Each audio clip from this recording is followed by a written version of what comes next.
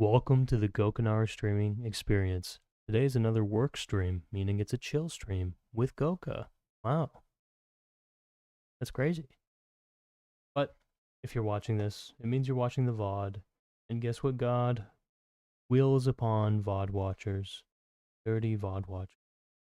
God wills upon them the penance of watching an ad.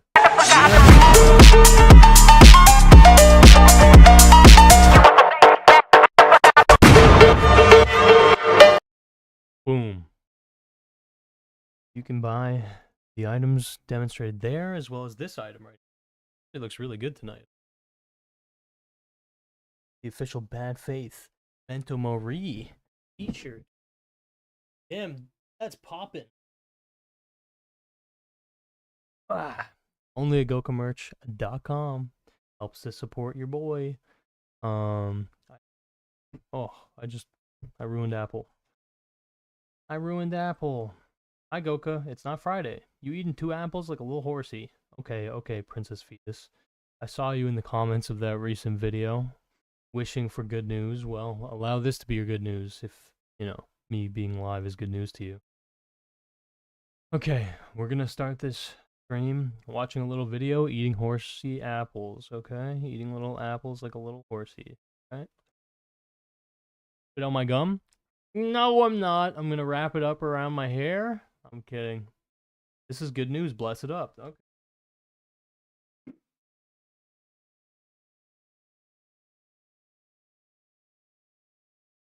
Yeah. Anyway, I am, taking it nice. Since today, I had a decent day, I will say.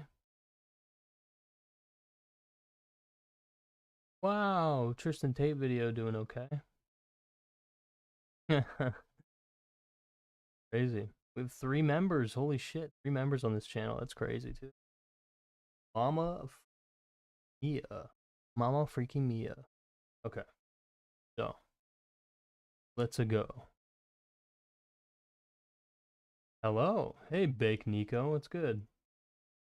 What's good in the little wood?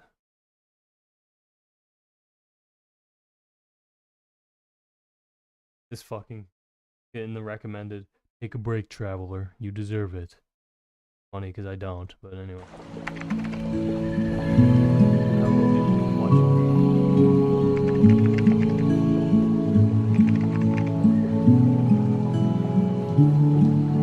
Totally like a little horsey man. Okay, stoner guy. What do you eat? Stones? James Addicts 2 Goka streams in a row. Wow. Yeah, I'm trying to be a little consistent with these little nighttime weekly streams while I work, Kinda. Okay, stoner guy. See, I got you, buddy. I got you. I know all about you. You and your antics. Cheers.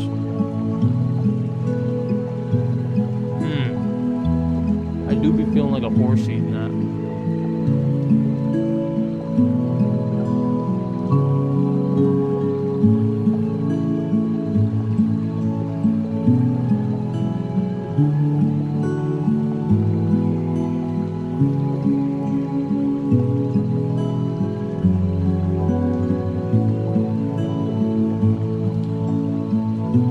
Music's too loud? Okay.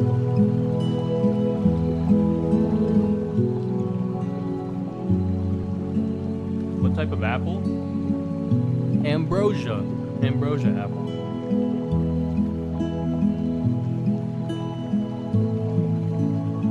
Don't care about games, politics, just here for comfy horse apple vibes.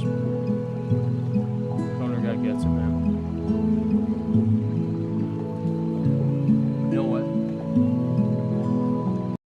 I'm gonna start this off by watching this video. You might think of something like this. When you think of sophistry, you might think of something like this. Me? Oh, he pointed at himself. Ha ha ha. Very funny, self-deprecating humor moment.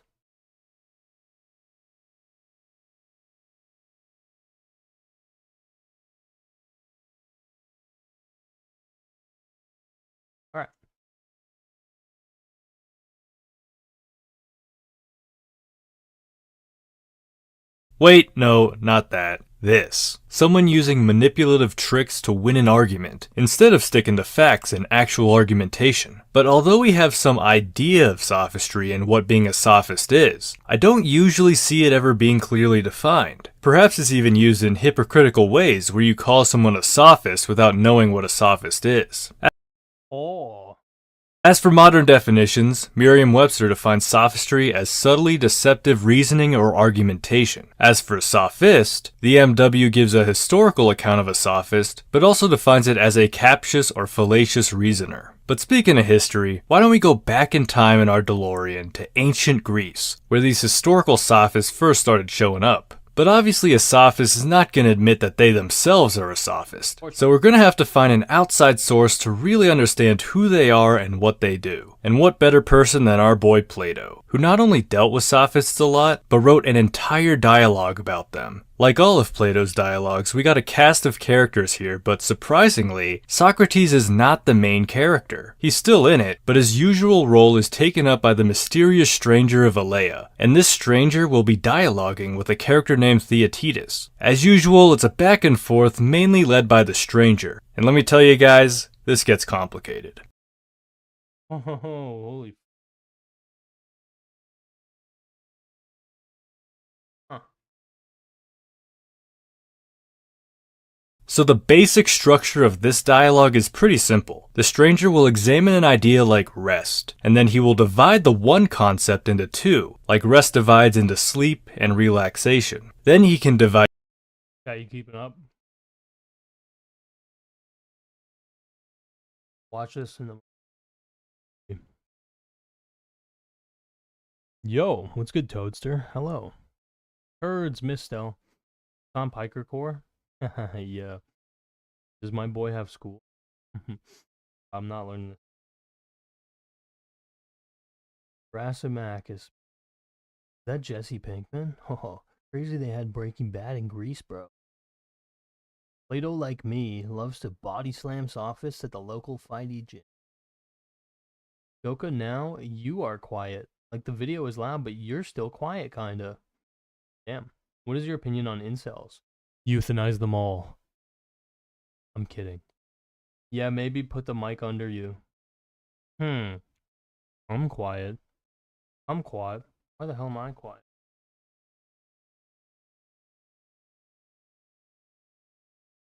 Did I just get louder by any chance? By any chance of fate? I can make the video a bit quieter.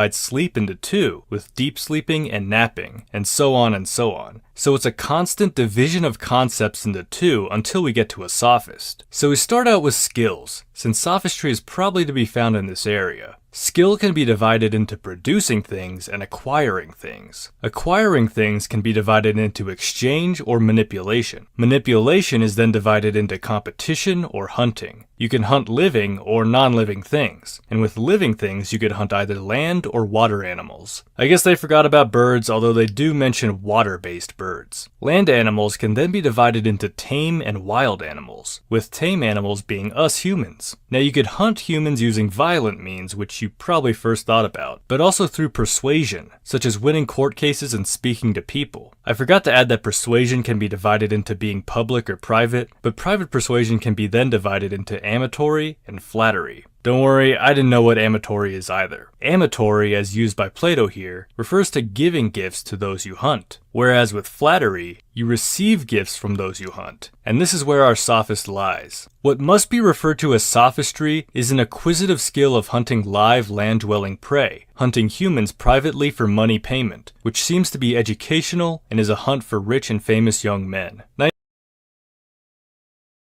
you might read this and think, well, that's kind of weird. Like, I get the money motivation part, but this whole hunting thing is a bit strange and... Yes! Hunter x Hunter, baby. Not what I had in mind for a definition of a sophist. But not to worry, because there's actually 6 other definitions given for a sophist here describing different aspects. I know I said not to worry, but maybe... This is a great video.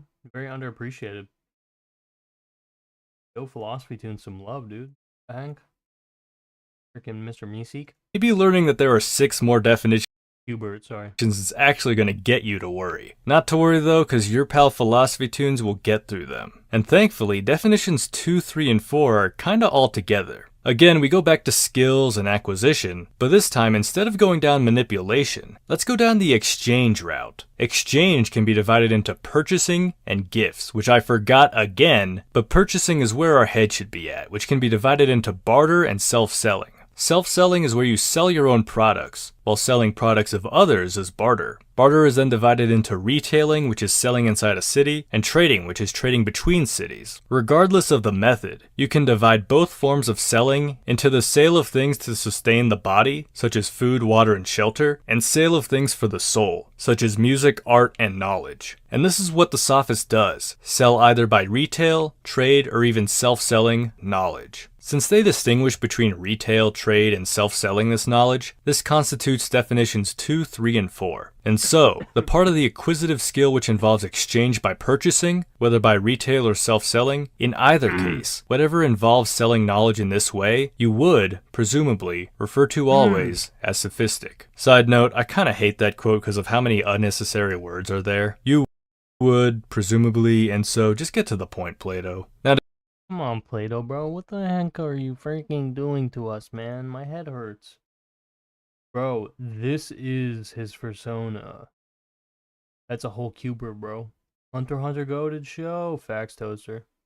Mukro, what's up? Hiya, Goka. Another lock-in stream. Indubitably. We're gonna endure this sophistry explanation, and then we're gonna lock in. To definition number 5, we go to skills again, acquisition, manipulation, but instead of going down hunting, we go to competitive. Competitive gets divided up into violence, which is a clash of bodies, and disputations, which is a clashing of arguments. Disputations can be divided into public disputes, which are judicial, and private disputes, broken up into question and answer called contradiction. Now there's 2 ways to do private disputes. One is to go on ahead with no skill and the whole thing is chaotic and random. They don't give this a name, but I call it rambling. The other is done with skill and is comprehensive, and this is argumentative. But there are 2 types of argumentative disputes, one done for money and one at the expense of money. Random arguments you may have online are considered done at the expense of money, because you could be using that wasted time to make money. But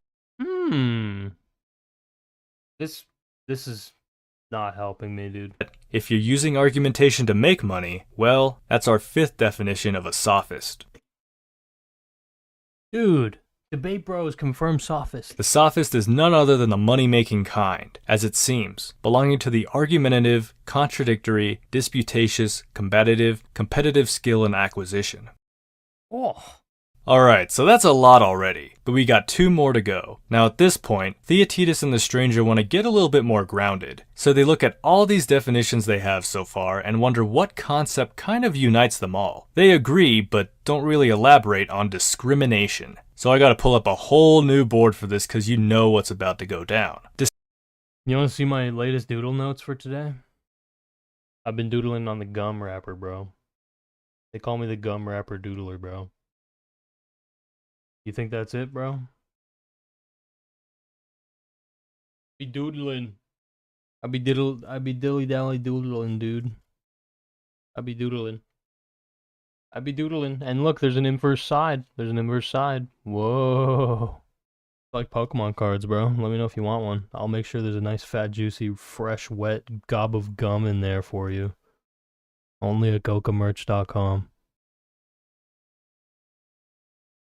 Man, it would be Kino, Goka, if you made like a nice, heavily edited, well executed 7-minute video that does a concise Tape Bros takedown. Something to show people just starting to get brainwashed. Not a bad idea. But the thing is, there's a lot to unpack. Doodle is as Doodle does, baby. Pokemons. He's using NLP to steal Ghost Gum's audience. He found me out, dude. This guy found me out, bro.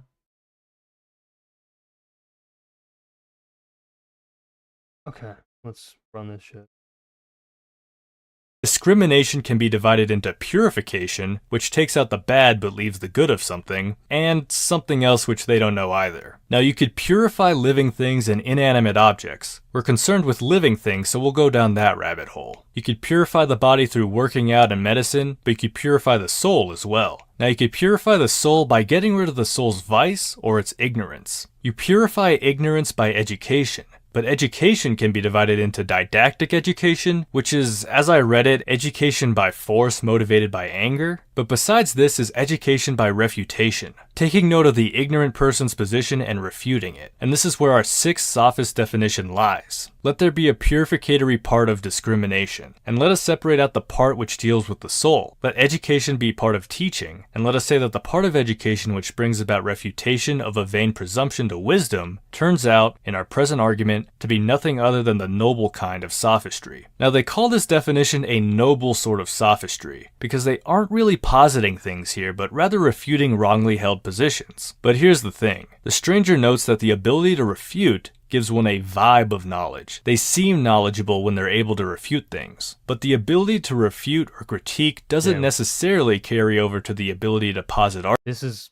actually useless. My brain's not taking it in. So sophists who gain a sense of perceived intellect and superiority through the easier method of refutation are fine if they do just that. But if they take advantage of this image of themselves and exploit others, then they are a not so noble sophist. Noble versus not so noble guy. They're somehow able to arm young people with the belief that they are wiser than everyone about everything. Awesome. For it is obvious that if the sophist neither contradicted properly nor gave that appearance to the young, hardly anyone would want to pay money to become their pupils in these subjects. Interesting, dude. Now, if I'm being honest, after this, Plato kinda wanders off topic for a big chunk of the dialogue, but at the very end he gets back on track and gives us the seventh and final sophist definition. Starting back at skills, let's go over to the production side now. There are productions of the divine, such as the things in themselves and the world of forms, images of them. And there are human productions, such as actual things and images of those things. Now when you make an image, it could be an imitation of mimicry, dude. Isn't this a Pokemon? Yo, Pokemon moment, holy shit.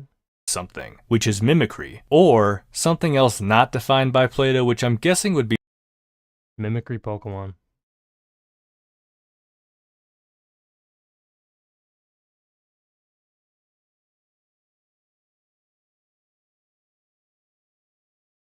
I'm kind of right. It's Mimikyu. Tough. The old copycat. Okay, enough. be something like creativity or originality. Mimicry, imitating something, can be done in an informed way or in an opinionated way. If you were doing an impression of a celebrity, it'd be the difference between researching the celebrity or just going off stereotypes. But if you're doing opinionated mimicry, this could be done sincerely, in which you truly believe that your imitation is the real thing and not just a stereotype, or it could be insincere, and you could secretly know that your imitation is fake and involves doubts. You could do insincere mimicry privately or publicly. Publicly, this is a demagogue or a statesman, while one who does this in private is our seventh and final definition of a sophist. It is the generation of contradictions, born of the insincere part of opinionated mimicry, which belongs to the appearance-based form of image-making, derived from the part of production activity which is defined as human rather than divine, and works wonders in discourse. It seems we may declare, in very truth, that this is the actual blood and lineage of the sophist. Now that last quote makes it seem like this final definition has more weight than the other definitions, and it might, but I think it's also useful to consider the other definitions as well to determine when sophistry is going on. So hopefully with this video, this gives you a better idea of what a sophist is and how to identify them. Highly recommend you read the dialogue yourself, as I left a bunch out, but it is a chunky dialogue, so be chunky monkey, bro. Okay, enough. That's enough for tonight. Chat, how's it going? Are you ready to commence the still work vibes?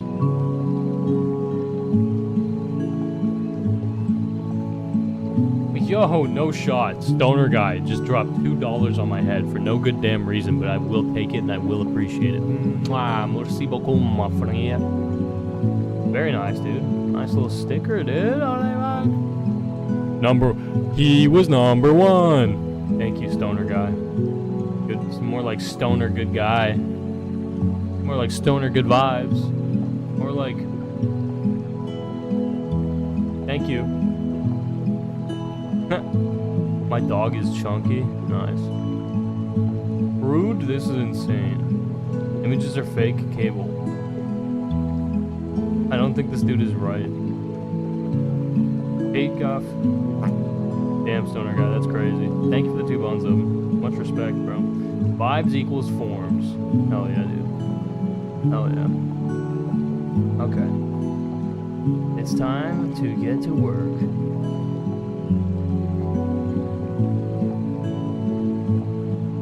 Here we go, satellite radio. Good night, Goka. Thank you for eating that apple like a horsey. Okay, thank you, Princess Fetus. I hope you have an excellent week ahead of you, and that nothing bad happens to you, because you deserve the best, always. Yeah. He's so off. Yeah. Tough.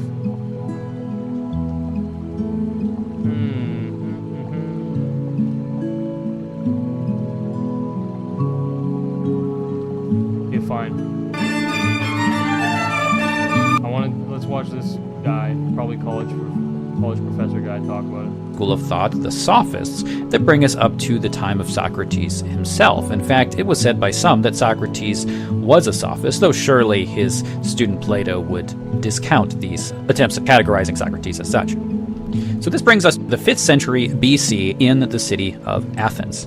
And at this time, a new school of thought, a new brand or breed of philosopher begins to appear more regularly, and one that charges money for their services or their training. And these figures are labeled the Sophists. Now the term... I see. So, okay, back in antiquity, Sophists called themselves that, I think. And they charged for tutelage. Sophist comes from the word Sophia for wisdom. And these are... Oh, so it was a flex if you said you were a sophist. Figures who were said to impart their wisdom for a certain fee, especially to those who were well off, and it was said, or they were criticized, for charging quite a bit for their services. Now, these thinkers are very different from the ones we've looked at previously. So in earlier thinkers in the pre-Socratic era, these philosophers were trying to figure out the basic elements of reality, what is called metaphysics, the basic structure of reality, the first things of philosophy. But the Sophists really aren't interested in that as much as they are interested in rhetoric. And so for the Sophists, rhetoric and debate and language really become the central theme of their philosophy and their thought. Now we have to understand a little bit of the political and social context that's going on here to really understand why this would have been important for the Sophists. Well, Athens was a democratic society, and it was becoming more democratic at the time that the Sophists were active. And because of that, it was very important for those who were being elected or seeking election to have good skills in both persuasion, speaking, and in debating. In other words, in the skills of rhetoric. So because of that, there was a need for people to understand how to debate, how to make arguments, and that's where the Sophists stepped in. And so they took the role of basically training people for political office who wanted to get elected and teaching them, for a fee of course, different ways of making their arguments. Now, because the thought of the Sophists was more focused not so much on what is true, but how to argue, they really ignored or didn't really discuss the major issues that we find in the earlier philosophers, as well as in the later philosophers looking at Plato and Aristotle and the schools that developed through them. Now, to get an understanding of what the actual beliefs of the Sophists were is very difficult, because the Sophists themselves did not produce a large amount of writing, or at least not a lot of writings that survive today. We do have some small sections, and there are particularly 2 philosophers that were very influential among the Sophists. One is Protagoras, and the other is Gorgias. Now, readers of Plato will be familiar with both of those names, as they are also names of Plato's dialogues that show up later, and they are characters in Plato's dialogues. Now, as characters in Plato's dialogues, they are largely criticized. They're criticized by Plato very heavily, and we'll look at some of that as we get into the works of Plato. But there are a couple of reasons why they're criticized. One is because they charge money for what they believe, and the second is because Plato believed that they were essentially relativists, meaning that they did not believe that there was any objective truth that was to be found through the use of philosophy, but instead that people basically came to their own conclusions or decisions of the truth.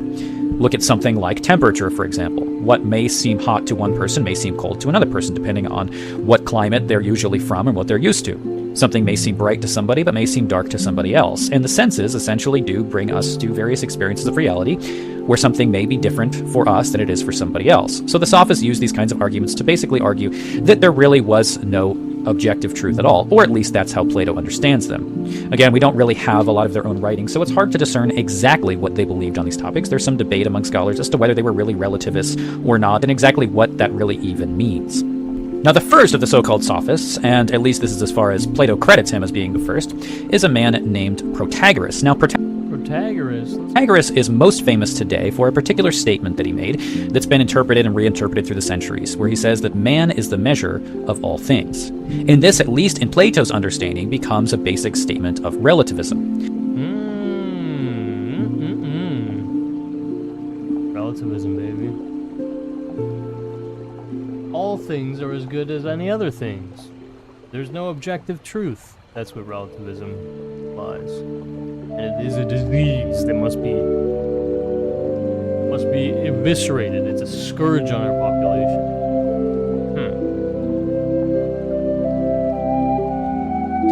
That the measure of all things is in us, or each individual, subjectively, so that certain things are deemed true to one person, but not necessarily to another person. And because of the subjectivity of experience, there's no way to really understand what is objectively true outside of one individual's experience. But an example of this kind of relativistic spirit that we do find in Protagoras is his view of God or the gods. He is an early agnostic, arguing that we really can have no knowledge of whether there are any gods, whether they exist or not. Let us hold our discussion together in our own persons, making trial of the truth and of ourselves. Because humans simply are not capable of understanding that reality in one way or another. Which, of course, got him into quite a bit of trouble within the state, where obedience to the gods was very important for social cohesion. The second major figure mentioned earlier in the Sophists was a man named Gorgias. Now, Gorgias is one who we actually do have small fragments of his writing, and a lot of it does come through other philosophers who are interacting with his ideas. But Gorgias is a particularly interesting figure because of his use of sarcasm. Now, it's pretty clear that Gorgias himself spends more time criticizing others than he does positively constructing his own philosophy. And his most important work, or the one that is spoken about the most, is one called On the Non-Existent. And in that work, he essentially makes a rhetorical argument that nothing at all exists. Now, while some people have taken this seriously, so that they believe that Gorgias was trying to make a metaphysical claim that nothing actually exists, most understand that what he's probably really doing here is trying to mock the reasoning of earlier philosophers, who use logical argumentation to come to some kind of ridiculous conclusions. If we look at people like Parmenides, who argued that essentially nothing changes at all, everything is simply one and unchanging, which is simply false in our experience. And so he makes an argument like this to say that nothing exists at all. Gorgias, I think, is really just trying to make the point that logical arguments can be made to argue for all sorts of things, even ones that are seemingly absurd. And so Gorgias is more interested, as were the Sophists generally, in the art of making those arguments themselves, rather than the conclusions that one actually comes to, or the importance of various metaphysical claims or conclusions. Instead, they wanted to look at rhetoric, language, how arguments are made, how arguments can best be made.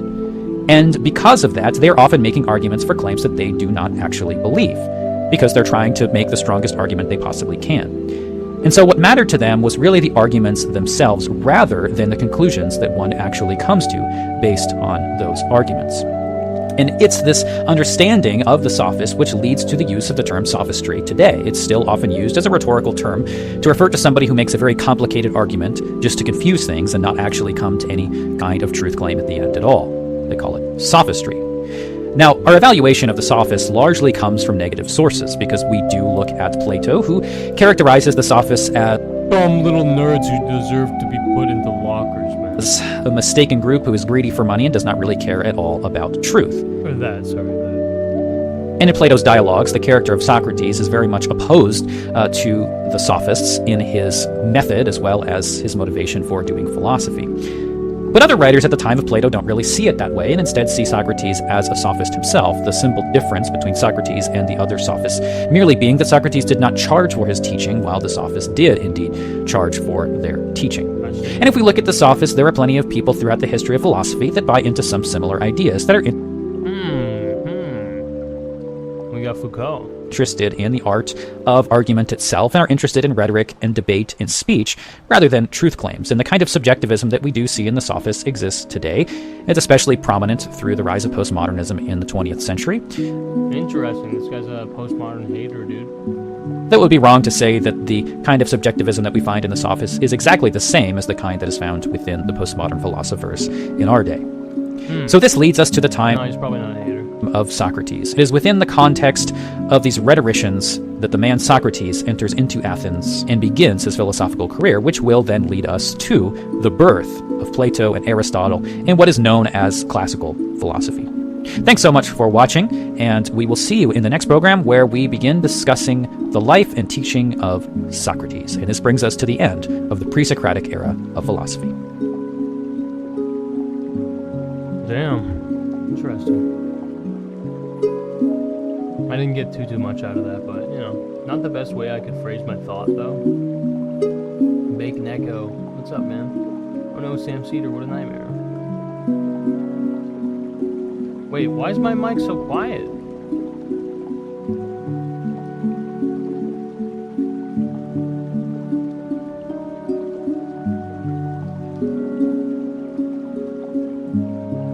Okay.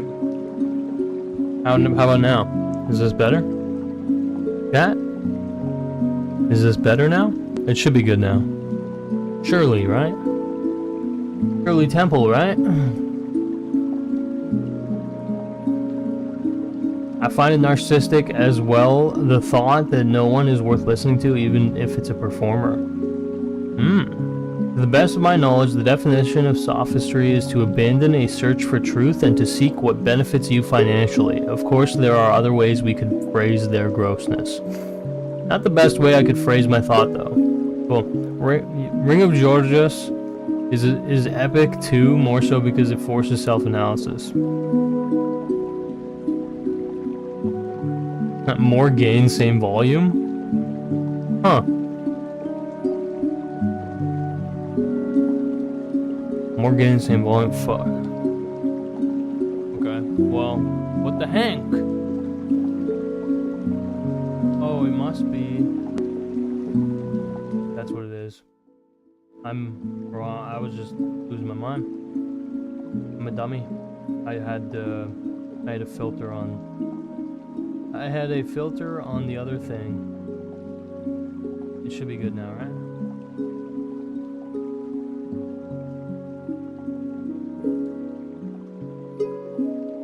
I think it's good now, right? Please? You sound like a little mouse. Yo, really? I'm gone. Oh, shit. Can you hear me now? Rest in peace, Goka. What? Bro, what? Are you fucking trolling me right now?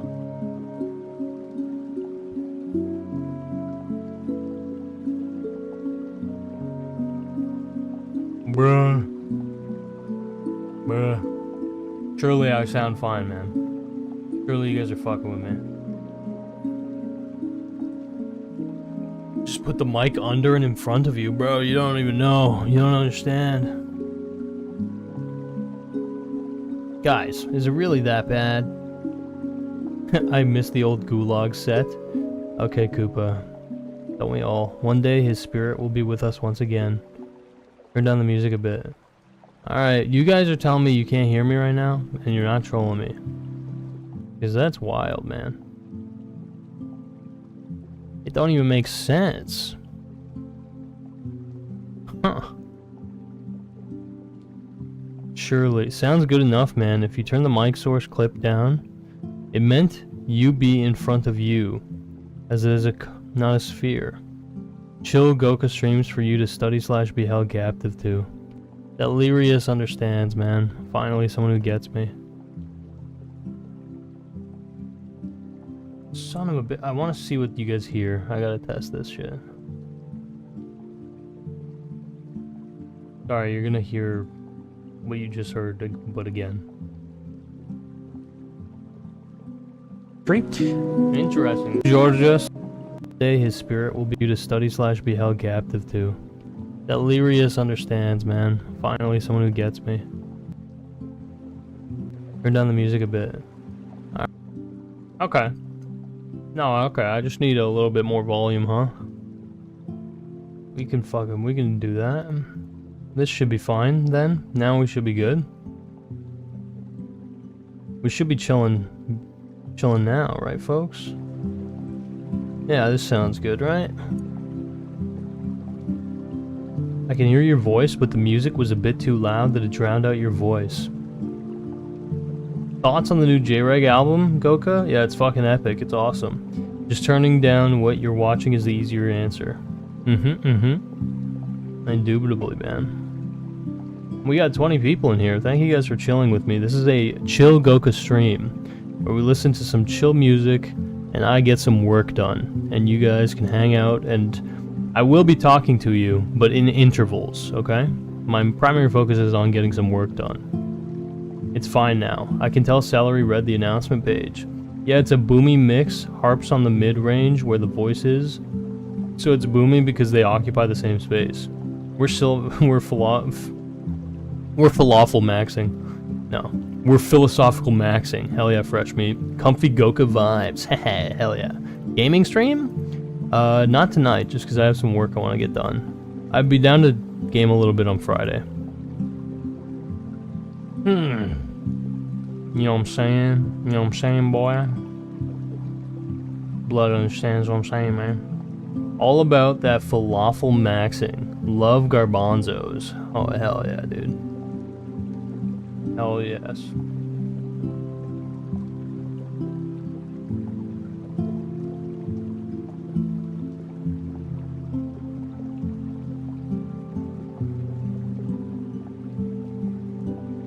Alright. Time for me to do a little bit of work. I would listen if Goka was my history teacher. Oh, thank you, man. I wish I could just be the mixer for 800 different YouTubers so they would all sound primo. One of these days, man. One of these days, I'm gonna ask for you to just give me a crash course or something. You should just send me a tutorial. Send me a tutorial that, like, is correct. Based hummus enjoyers, just like Socrates. Hell yeah. Get the garlic potatoes out. Falafel maxing is back on the menu, baby. Oh yeah.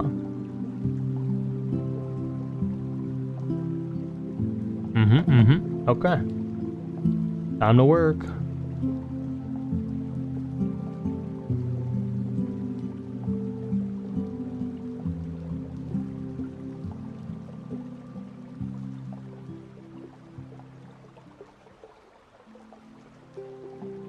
Okay.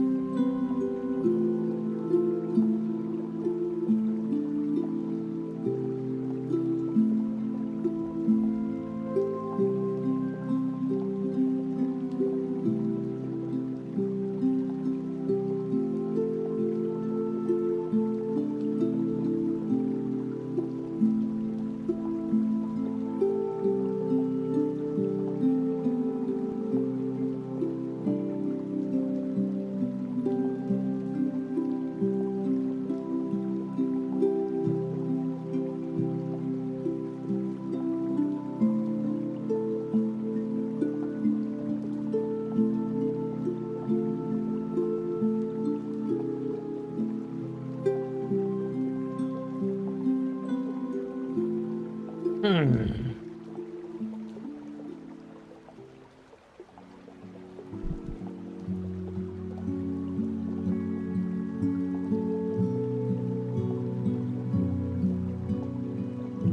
How do you feel less stressed at a strip club? I've only been to one and it was stressful and awkward. That's like the litmus test if you're like just a normal human. They're fucking weird. Turn down the lights, put some of The Weekend on, and make it rain here. Ooh. Never been inside a strip club, but I used to work with a little of strippers, and yeah, it doesn't seem like a low stress environment. Lots of pee though. What the fuck? Okay. I'm just gonna say okay and then move on. I heard strip clubs. Yes, you did, fresh meat. Women are scary, celery. Stick it. I get it. Now. Oh, litter. What do you say then? I used to work with a litter of strippers, and yeah, it doesn't. What the hell? Is that like some animal reference? I do not understand. I used to have fun with them after a show, but I think the vibe was different because it was a crew of performing artists rolling up to see adult performing artists after hours. It was chill. Thoughts on college? No. Mostly from Seattle. Miniature strippers. Pronosomo. No, sorry. Pronomoso. I think we're thinking the same thing here. College experience? No. College rules. Yeah, what Cooking with Silence said. You gotta bask in the pain of you and your friends half-masting in close proximity. That's crazy. Oh, that is crazy.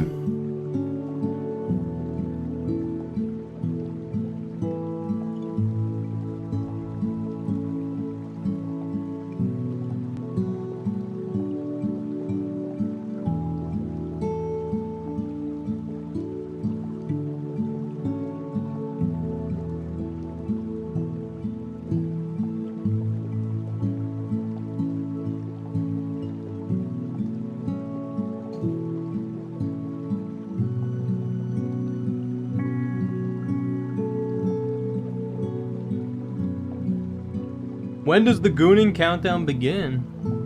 Bro, we're not gooning in here. What the fuck are you talking about? I've never masturbated. You can quote that, bro.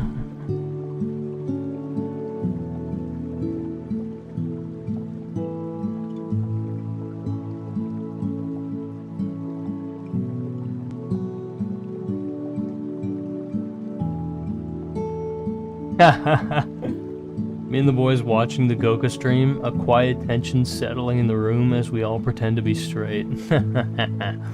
This guy's an edging expert, baby. I'm outie, BRB, biatches. See you in no time to explain.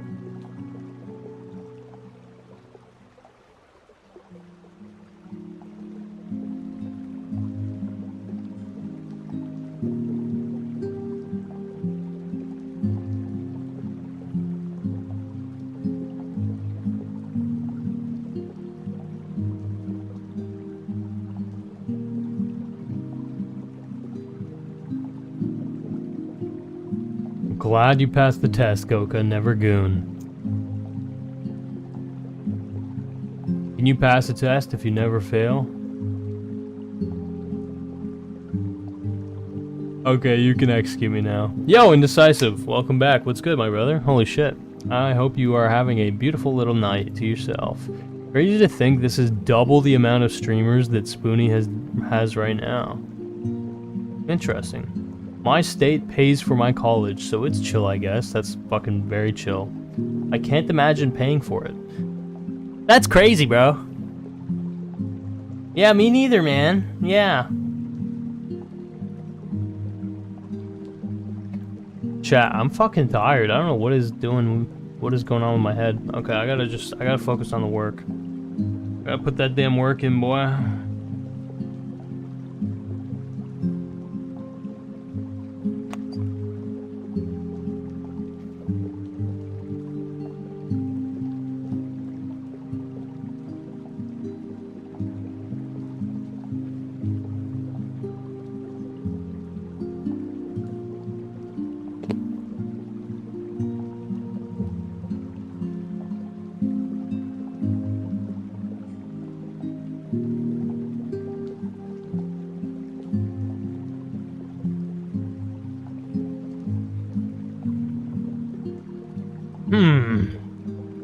Let's see.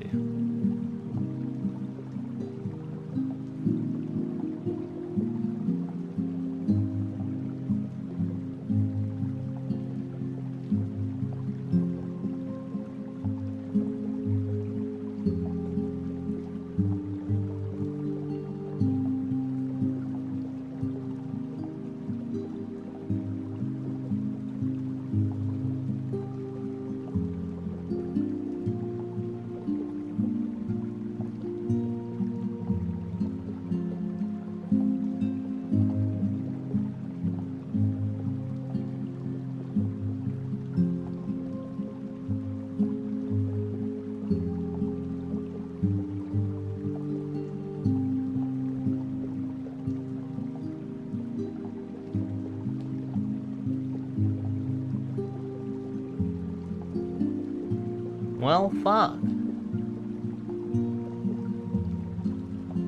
That's gonna prove problematic. Oh, jeez.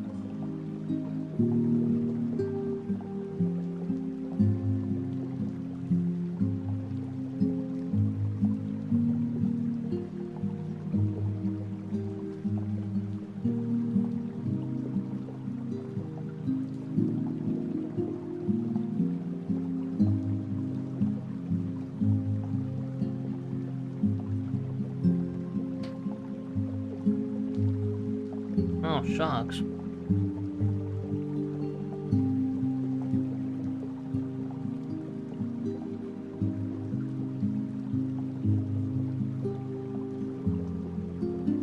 Fuck.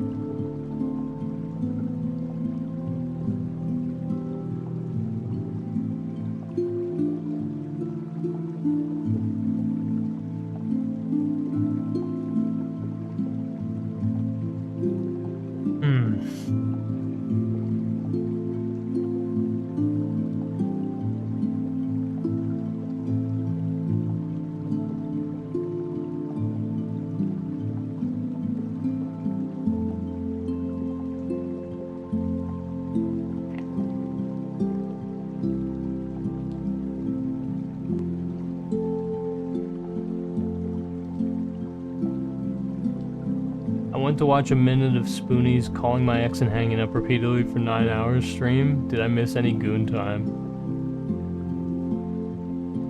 Bro, I'm not a gooner.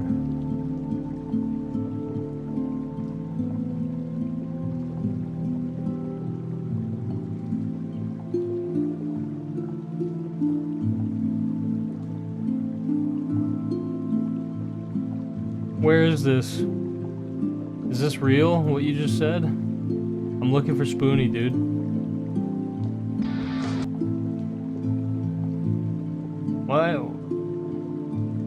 Why does this guy have such a rabbit hole? Did he kill himself or something?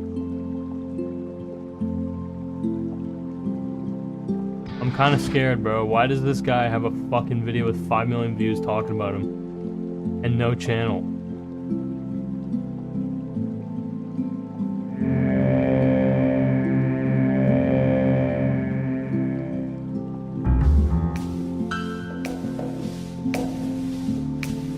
Whenever the subject of Noah Antweiler, also known as the Spoonie One, is discussed online, the conversation will almost always turn to his loss of popularity. Most discussion around him takes the form of informal opinion pieces, either written as forum posts or recorded on video, typically created by fans and former fans, and these follow a similar pattern. They state that the quality of his content has diminished considerably, and while they hope he will one day return to making his old style of content, they believe this change unlikely. These critiques often read like eulogies, and from them it is clear that his reputation has turned from that of an amusing reviewer to a mentally unstable rambler.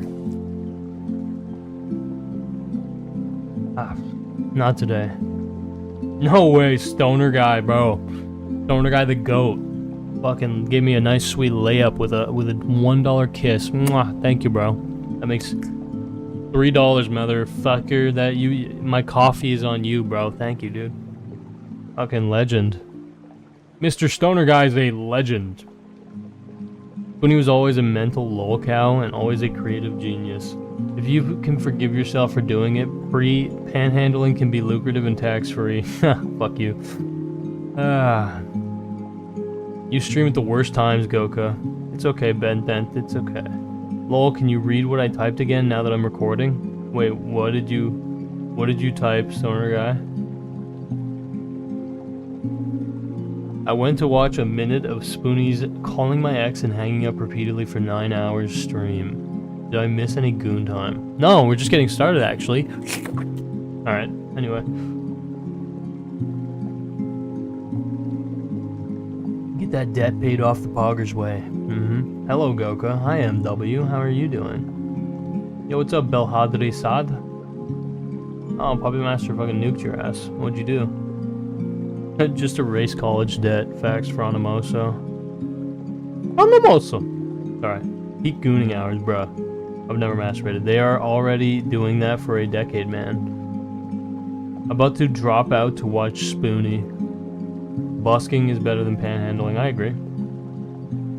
I agree. Peak Red Dead Redemption 2 hours. Oh, hell yeah. Heckin' heck yeah, dude.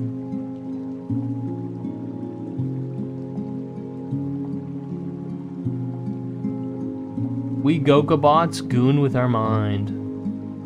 Shut your mouth. You don't speak for us. I could totally survive a Fallout apocalypse. I need to go to bed. Ayo, Ben Dent. God bless, bro. Protect your week, okay? Protect your day tomorrow. Do not spend your time wasting it with me if you need to go to bed. It's all good. Busking used to be considered an art form, but I guess that was replaced with whatever this is, which is why they talk about it like it's just slightly above panhandling. Facts, busking is cooler than what I'm doing. That's damn true. Why did you start the stream now, Goka? I'm just getting some work done. Chillin' with Goka. Indecisive gets it, bro. Indecisive understands. Silence, I still hear hella good buskers. The fuck is busking? Busking is like people who do performance art, effectively, like in the streets. So if panhandling is like holding out your hat and just asking basically for money or support or whatever, buskers, they'll put their hat down and then they'll fucking like they'll swallow like a flame sword. You know what I'm saying? Buskers will they'll like climb on top of a fucking ladder with no support, and then like land on top of a kid's head, and he'll be completely fine. You know what I'm saying? Buskers, they work for their fucking money, bro. They'll light themselves on fire, and then have like some 7-year-old blow out the flame. You know what I'm saying? Oh, so it's like those freaks who aren't good enough to be in the circus. Goka, my goat. What is up, Juan Garcia, my fucking donkey? Okay, that's actually rude. What animal would you like to be, Juan? What animal is your spirit animal? I busk in my hometown to hustle the tourists. Genius. I respect busking, bro. You're providing entertainment. Yet another chill stream I see, indubitably. I quit because it's like streaming if the chat was completely different every night and the chat thinks they can touch you. I see. Damn, he got donkey status. MW facts. Quandale Dingle here. Okay, Woomby, thank you. Could you imagine Goka, your drunk chat just touching you? Lol, that's busking. Yeah, that sounds annoying. Vagrant Holidays was one of a kind. Facts. Vagrant Holidays is a fucking legend. Is he still alive?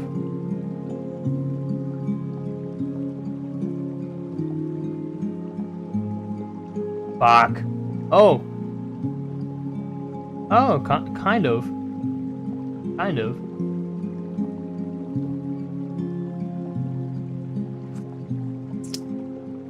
You, the splendors of Paris. If it cares or what. 553039. Yeah, we got a rider. Fuck.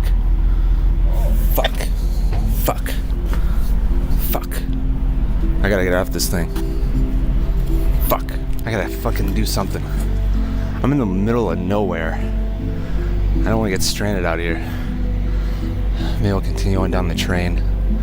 Get on somewhere else. Fuck, I don't fucking know. Alright. I decided to get back on the train. Looks like the guy is checking out the car I was on. Maybe he'll notice I'm not on it anymore, and he'll just let it be. My fucking luck, man. Something goes wrong with the train, and he has to fuck with the car right behind mine. Of course he fucking saw me. Well, the guy walked by my original car a few times. I'm sure he noticed I was no longer there anymore, and then he walked by this one, and he did not see me. Alright, now we're starting to move again. I'm actually not sure what's gonna happen. What's the protocol for getting caught on a fucking train? Who fucking knows? Alright, I evaded capture. What a fucking shit that was. I couldn't film this because of the circumstances. I was listening to the scanner, and they said they were gonna do a slow roll of the train. They're gonna look underneath every one of these things. They also said they were gonna have a guy on either side, so it didn't matter which side I jumped off on. So I was like, fuck, how am I gonna get out of this? Well, I did the only thing I could think of. I put all my stuff up above these axles here and crammed myself up there as well. And goddamn, that was probably the most uncomfortable 30 to 40 minutes of my fucking life. But That is brutal. it worked. Eventually, they said the train was clear, picked up speed, and now we're on our way. We're coming out of the mountains and entering the more arid part of Washington. I think we're rolling through Wenatchee. We're coming into the yard. Hopefully they're not on high alert since I got caught on this fucking thing. Shit. Looks like we fucking stopped. I don't know what that means. Alright, well, the train is blocking that intersection over there. And I believe there's a legal limit to how long they can actually do that for us. So if we don't get going soon, they're gonna rack up a lot of fines. Come on, let's get going here. They just released the brakes. Should be able to get out of here now. And we are slowly on our way. They must have think they left me back in those mountains.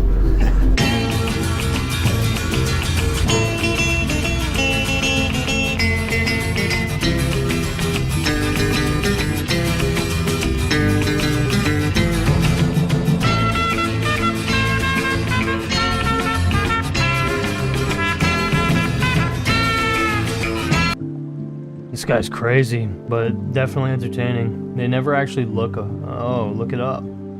Ah, that's right by where I live. And we all really hate the train transients they hear, lol.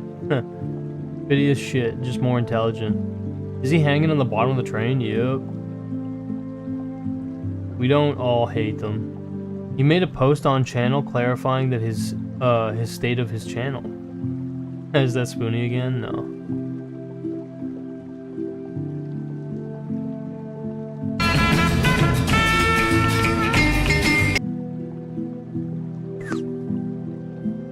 I'm done with videos, no more will be posted here. Vagrant Holiday was a side project done purely for fun and not profit. No need to read further if you're sane. Do not try to find or contact me for any reason. I owe nothing to anyone. I'm not your friend, I have no idea who you are.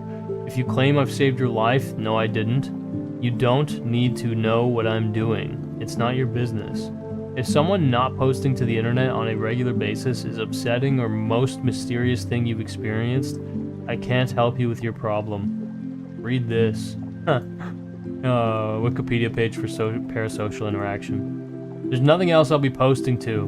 Rumors surrounding this channel are likely made up by attention seekers. If it sounds dumb, it probably is. If it doesn't, you might be the one who's dumb. Go outside. Yes, to those asking if I'm dead, the answer is yes. The funeral was last week, you weren't invited. What a fucking punk. What a punk. Nah, this is definitely copyright. I didn't even have time to react to that cop. I was laying down there on the car. Next thing I know, I see this cop running towards his SUV off the side of the tracks. And I was like, yeah, he fucking saw me. But I got away. Unfortunately, I didn't have enough time to film that. I barely had enough time to react to get off the fucking train. First thing I threw off was my gallon jug of water, and that just busted everywhere. This is intense, man. This is 2 close calls in one day. This is how the rest of the trip is gonna go. It's fucking rough. I should find some water before I get back on any trains. Well, this place kind of sucks. Used car lots and pawn shops, but that's the United States for you. All kind of looks the same. I just washed my face and hands in that McDonald's, and I think there's a Walmart down the street. I can probably pick up some water and some food. Went to Walmart, got this gallon of water. I'm back in this retarded part of Spokane. Left my sleeping bag in that bush over there. Let's check this fucking thing out. Make sure it's not full of crack pipes and needles. In Europe, it's shit. In the US, it's crack pipes and needles. There's some trash. Pretty harmless trash, anyway. Alright, I'm gonna get some sleep. Alright, well, after walking around this morning, I'm beginning to lose the feeling in my left arm. Because this backpack has absolutely no hip support, and it's complete shit for carrying a lot of weight. I usually use it for foreign travel and mostly urban environments, but for train hopping, it just doesn't fucking cut it, man. You gotta carry all your food and water for several days, and the sleeping bag isn't exactly light either. It's kind of bugging me out. I don't know. Looks good, I'm gonna get on it. Probably gonna be waiting here all fucking day, so it's gonna be pretty boring. Doesn't look like I'm the only one to catch out of here either. A lot of graffiti from people over many years who have chosen to mark this spot. Honestly, don't know why you fucking do that, because it's just gonna bring attention to the spot and they're gonna lock it down more. But train riders don't seem like the smartest people.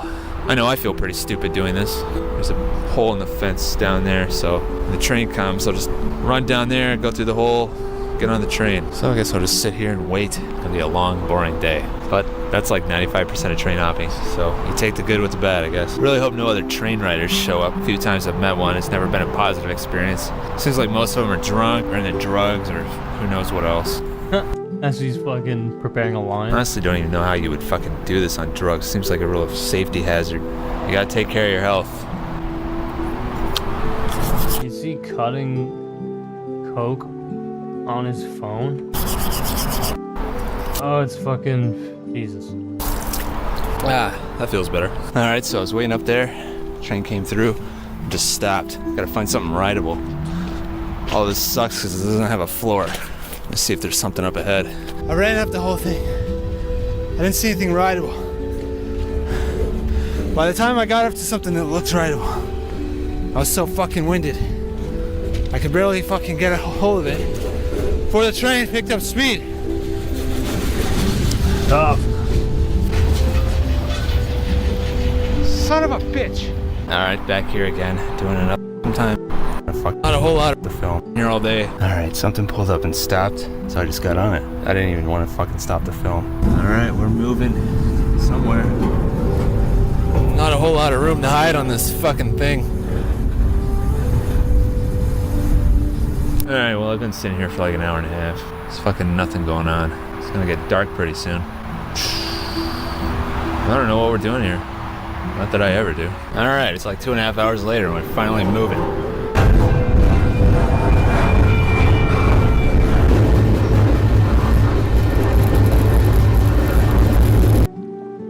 Wow. Not sure how much sleep I'm gonna get, but I'm gonna try. It's about 4 in the morning. I think I'm somewhere outside of Eugene. It's way too cold to sleep, so I'm just sitting here in my sleeping bag, trying to conserve as much heat as possible. It was so cold it woke me up. Couldn't sleep through it. The night can only last so long before the sun rises, so I guess I'll just sit here and wait for that. Finally starting to move again. A train just passed by. It looked just like this one, but I guess this one has a pretty shitty priority, so I guess this stopped for everything. Alright, it's morning, stopped again. I've been here for at least an hour as far as I can tell. We're somewhere on the mountains, inside of a cloud, and it's cold as shit. It's still freezing my ass up. Huh. These are fascinating. You know that? It really is fascinating. Unemployed and single behavior. I'm more interested in who this guy's parents are. This is gorgeous. Oh, poor guy lost his ride. If you ask questions like that, you'll break the illusion that you're a massive cokehead. Okay, well, true. Sometimes those containers say cum all over them. Facts. Rude. Indecisive. Stuff. It's only gonna get warmer from here. At least that's what I keep telling myself anyway. Oh, fuck. 9 in the morning and we're still fucking sitting here. At least the sun is out. It's about 10 in the morning, the brakes just released. Should start moving soon, hopefully. Yep, here we go.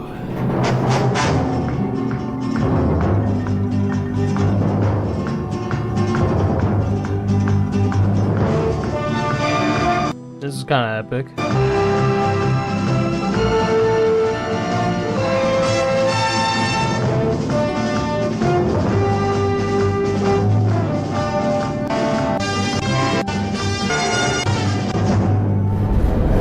Pulling into Calumet Falls. I'm just gonna hide under this thing until we get out of here. There's absolutely nothing going on. Not sure what they're doing here. Why don't we stop then? Oh, fuck, man, I'm getting fucking paranoid. I'm really fucking close to the Amtrak station. Fuck this, I'm gonna bail. Too fucking exposed right here. I'm gonna go further down the train and get on somewhere else. There's like fucking no one else around, so this is the perfect time.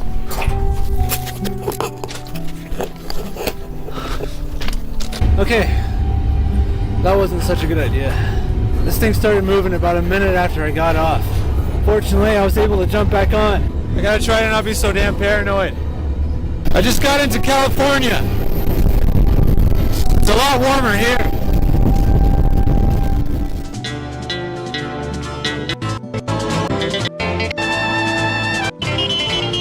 Blood's just standing on it. It's kind of epic. It's very nice.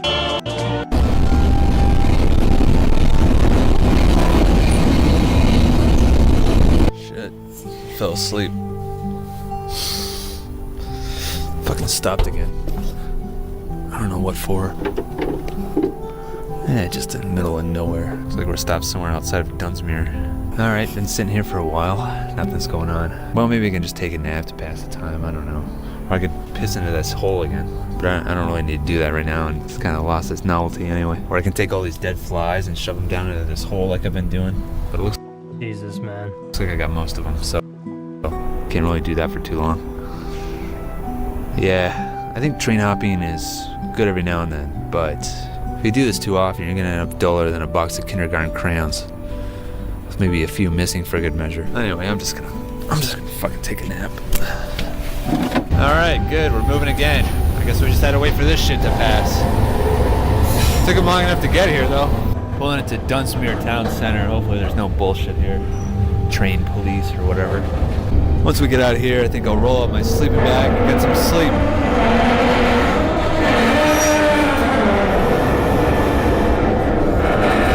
Fuck, put on some earplugs first.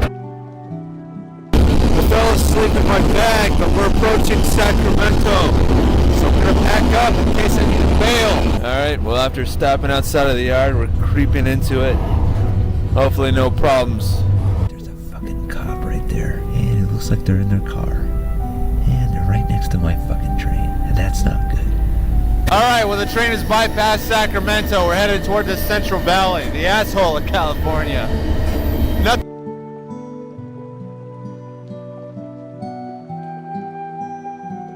Viva Cascadia. I'm getting No Country for Old Men vibes, yeah. Cheaper than Uber. Facts, amazing, facts. Hi! What's up, Nat? What's good? God bless you this fine evening. What are you up to? Yeah, Natbug. Yeah, no, I have caught you in these streams before. Welcome to the second channel streams, where I'm basically just kind of vibing, working, doing my own thing. You know what I'm saying? You know what I'm saying? Trail of Tears, BB. Sales tax. Yes, yes. Nothing to see there, so I'm going back to sleep.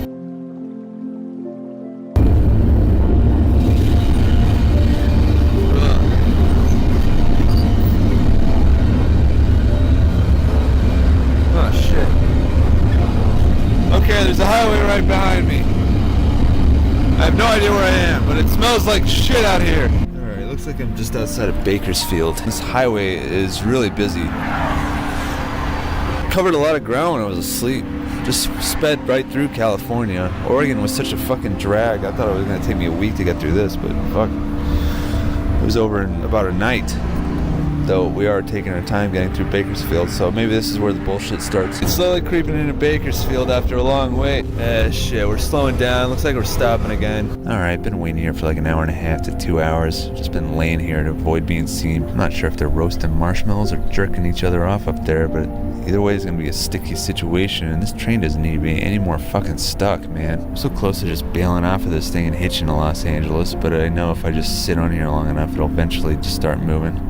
Alright, finally moving again. We were stopped there for like 2 fucking hours. Before that, a couple miles. What the hell is this guy doing for entertainment in that time, man? Holy shit.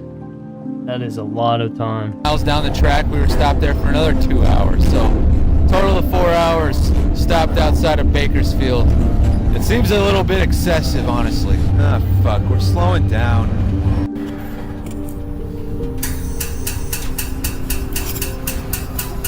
Ah, for fuck's sake, why are we here? This world would be a much better place if this town didn't fucking exist. I wouldn't be stopped here for hours and hours. We wouldn't have to listen to the new metal music of Korn, and that's it. That's the only thing this town is famous for, is fucking Korn. Fuck this town. Fuck this fucking town. Let's get the fuck out of here already. God damn. Yeah, we're finally getting out of here! Fuck you, Bakersfield! Shit, I think there's a cop up there. We're stopped out here in the middle of the desert. I just saw a black van drive up there. The guy stopped, got out, and looked at the train. Then he got back in and drove off. So I'm not really sure what that's about. It's making me paranoid as shit, though. I can't sit here, man. I'm gonna fucking dry up in this heat. I gotta get into the shade. Well, there's nothing going on over the scanner, so maybe I'm just being paranoid. After Spokane, everything fucking freaks me out. Hope we're not out here long. I don't have a whole lot of water left. Oh shit, my train's starting to move again. Why the fuck did we stop? I better get ready to bail.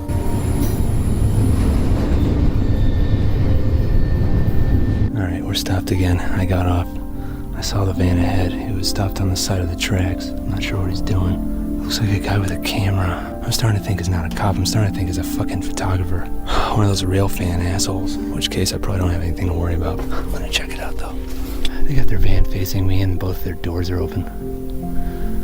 I think they're probably waiting for this train to pass so they can take a photo of it. I gotta stay in the shade as much as possible. It's way too fucking hot out here. Yeah, if that was a cop, they'd be on this side. Because they would know damn well there was a train passing on the other side. Yeah, this is fucking rail fan bullshit. The train passed and we're still sitting here. Fucking mosquitoes. It's 2 o'clock, it's October. Sunset's at what, 6 o'clock?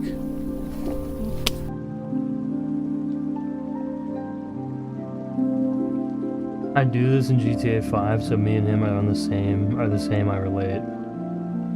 Yeah. I'm gonna do some work, guys. The work in question. I'm fucking lobotomized. I can't lie to you guys, honestly. Full-blown lobotomy. Full-blown lobotomy. Something's wrong with me. I think that the path for me right now. The fact he's headed to Los Angeles makes me less interested. The move for me is to get some food and enjoy some fucking bacon holidays, because I'm fried. Unironically fried. Fucking shit. 4 more hours of daylight and it should cool down after that. At this rate, it's gonna take a whole day to go from Bakersfield to Los Angeles. I gotta say, if I ever become a major shipper of cargo, never using the railroad. Another passing train. Alright, looks like we're moving again after that last train. Those assholes still over there? Yeah, they are. Okay. Alright, time to switch sides. Shade's moved over there. That's all my water, man. I hope that gets me through this fucking desert. It looks like the rail fans have moved. Yeah, that's them down there. I can see them. Chasing my train. Great, another rail fan or something. There's a car perched on a hill over here. Alright, fuck. What do I do here? Okay, that's hidden.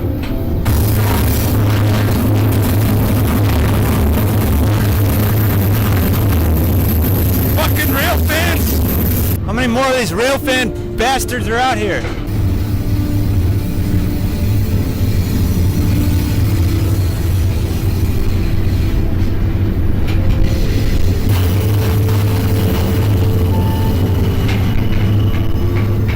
It's another rail fan. Actually, it's the same one as last time.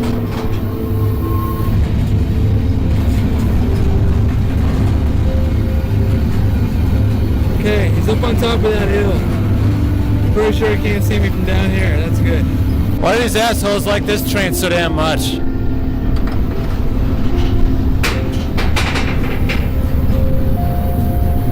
Alright, I haven't seen those assholes in a while. I think I'm good. Alright, well, as usual, we've been sitting here for fucking ever. I have no idea what they're fucking doing up there. First thing I do when I get into Los Angeles is buy a big ass, cool gallon of water. And a burrito. 2 hours and 40 minutes of daylight left. 2 hours and 40 minutes of desert heat to contend with. I can do that. I just gotta stay in the shade. We've been stuck here for so long that I'm beginning to worry. This can't be right, man. There's something wrong about this. 348 all tracks. Out of service at 1642 JAS, over. That's correct. Is that going to be greater than 12 hours, you know? Or... Yeah, it'll be more than 12 hours, over. Alright. I guess I'll just start hiking. Out of water. And, middle of nowhere. Survival never goes out of style. Okay. Words of wisdom, I guess. Alright, I wasn't too far from this highway, so I'm gonna walk down it and keep my thumb out. Hopefully somebody gives me a ride. Found some buildings here, and I'm thirsty as hell. I'm gonna take a look. Oh, the property's for sale. I'm just gonna jump over this fence here. Hopefully they have running water. Doesn't look like this has been used in ages. Come on. Come on. on, you fucking thing. Oh, there's another one over there. Maybe that one will work. Come on, give me some water. Yes. Yes. Fuck yeah. Alright, got some water. Time to get the hell out of here. Ah, someone up there stopped. Might get right out of here.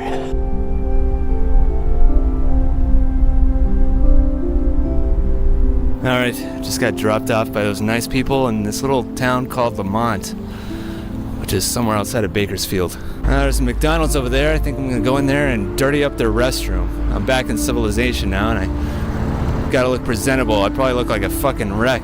Holy shit, did I need to go in there? I looked at myself in the mirror, and my whole face was just covered in grime. It looked like I'd been through a fucking war. I got most of it off, I think. I look halfway presentable. Alright, so I'm back in Bakersfield.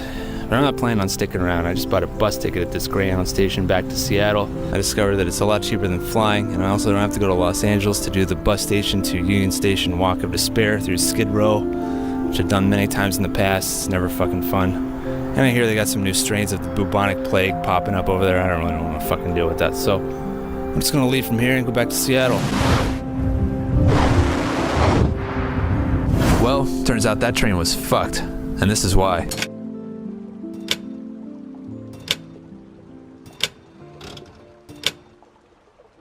Major derailment down the line.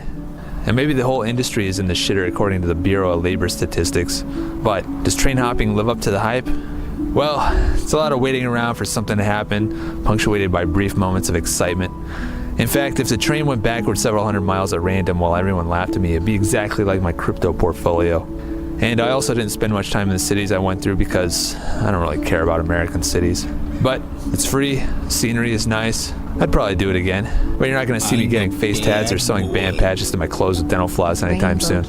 I think when it comes down to it, you have to look at the bright side. Freight train hopping, it's still better than suicide.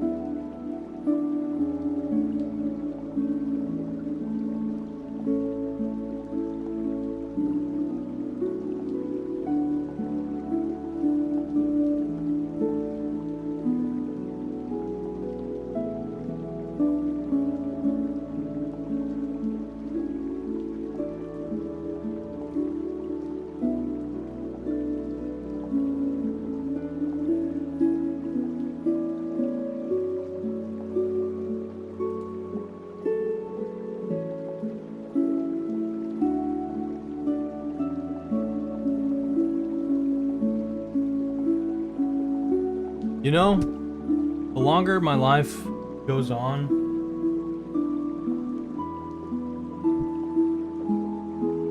the less control I feel. But there's one thing that's consistent. It's that if at the end of the day you can have a warm meal, this is toast. You can have a warm meal and a warm place to sleep and some people to eat that meal with. You're not doing too bad. So, break bread with me, friends. If you're chilling in this stream, I feel confident that you know, you're kind of looking for a little bit of company, and I'm more than happy to provide that for you. Is that mayo? That would be insane. It's Greek yogurt with protein powder, chocolate protein powder, so it's kind of gross, but it gets the job done. It's 2 pieces of toast with butter, luxurious, and chocolate protein powder and Greek yogurt. Cheers to another day on this beautiful earth, and many to come.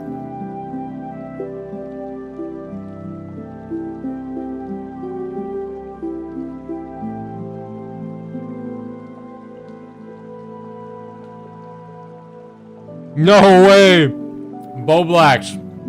Bro. What is good, my friend? What is fucking good? Bo Blacks. Let it be known. I'm on your side, bro. Fuck them all, man. Fuck the haters. We've been Bo Blacks representatives for many years. What's up? Let's go. Not much, bro. You came just in time for me to break bread with my audience here. I'm a bad boy. Who the fuck did that? Have you eaten a singular fruit or vegetable today, Chris? Do we need to airdrop vitamins? No, you're good. This looks like a struggle meal, and it is, but I ate a banana, and I started this stream, you can skip back. I started this stream by eating an apple, okay? In fact, who was it? Somebody commented that it was like I was a horse because I was just eating an apple. Who did that? Oh, Lumi! Wait, what the fuck? Lumi, oh my god, you sent 20 bones? Bruh. Thank you. Holy shit. Rainbow Kid hitching vlogs in 2025? I have eaten fruit today, Lumi. Thank you. Much appreciated. 20 bones for literally nothing. Canadian bros gotta stick together. Facts, Bo Blacks. Are you still in Vancouver? Or is it BC? You ever find yourself in Toronto, man? Let me know.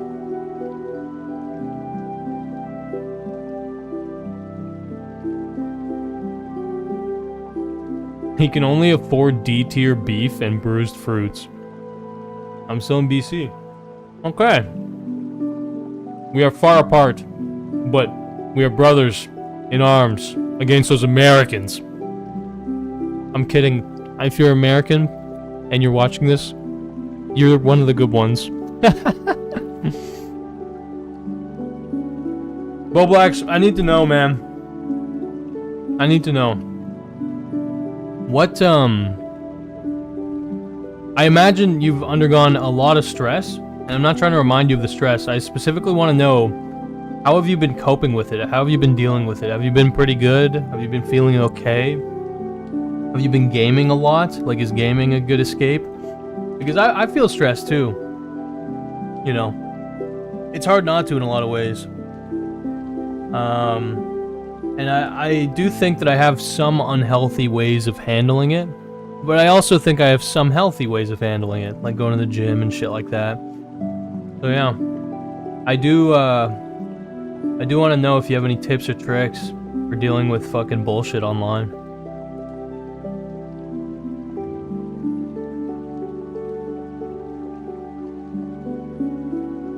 And if you don't want to answer that, I understand and respect that.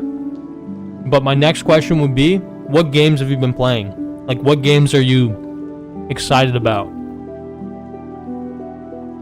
Moombi says, gaming is a perfect escape. You just gotta find the right games. I just try to ignore it. It's been stressful, though, considering I used to be close with Augie and Nick. Bro, we can talk about that if you want.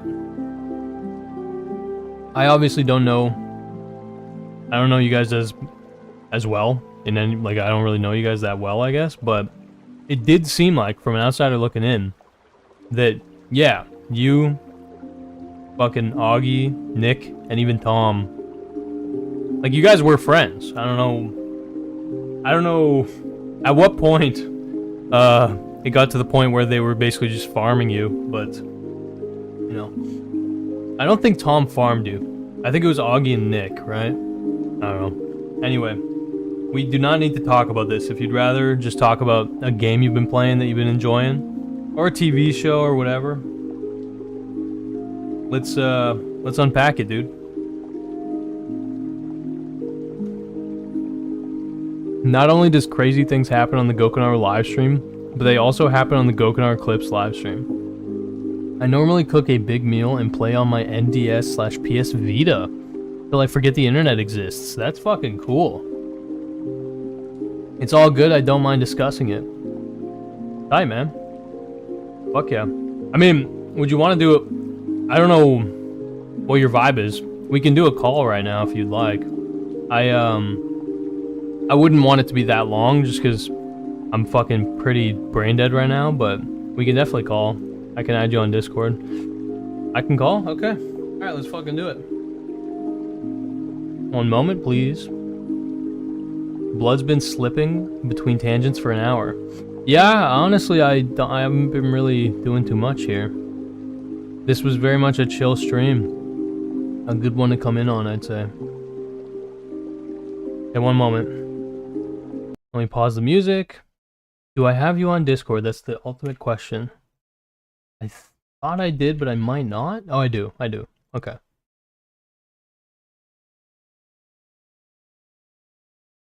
Does my mic sound okay, everyone? Oh, sweet. Oh, what's up? How are you doing? Pretty good. I'm Nice. largely chilling. Yeah. Literally, as you can see, yes, I basically was just eating toast and gross Greek yogurt, but yeah, I don't know. How have you been doing, I my like friend? The, chill music. Dude, I've been leaning into the I don't know. Okay, so I've been watching Frieren, all right? Which is an anime, whatever. But it has some of the most beautiful, relaxing, like, kind of just I don't know. There's something about the vibe, the energy of that anime that it made me, you know, yearn for a fantasy world, a dungeon crawler type world. And then I found this cool channel called Chill Cartoon Vibes that just, you know, it has like that nice chill, you know. Yeah.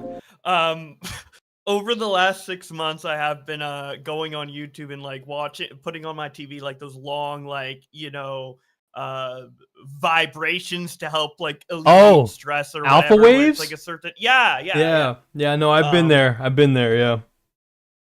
Yeah. But it got to the point where I was spamming it so much that like the alpha waves actually reminded me of the stress. So Damn. I had to stop. Dude, when you start to associate the remedy with the fucking illness, that sucks. Yeah. Damn. Yeah. But it is what it is. Facts. It's still good though. I still like it. I usually fall asleep to fan noises now though. Like a real fan or literally like a simulated white noise? I used to have a real fan, but it broke. So Hmm. I'm just using like YouTube to make a fan noise. Understood. And what games have you been playing, or have you been playing games? I don't I've know. been playing Supermarket Simulator. The fuck? You know, to practice for my new minimum wage. No, but no. So I've been watching Game Grumps play it, and Mhm. I've been getting kind of like addicted to it because you can like I know you have to like manage everything, you have to like restock everything, and then like get new licenses and expand everything, and there's a lot involved in it. It's crazy because I remember watching a guy play this. I'm not kidding. I remember watching a guy play this, I think 2.5 years ago now, and I'm assuming it's probably evolved a fuckload since then. Yeah, or maybe this is a different version because I think this version's only a year old. Oh, okay. It might have just been early access back then, though. That's probably what it was. Yeah. Oh, this one's still early access as well, but Okay. Then never mind. Never mind. But yeah, yeah. How have you been, man?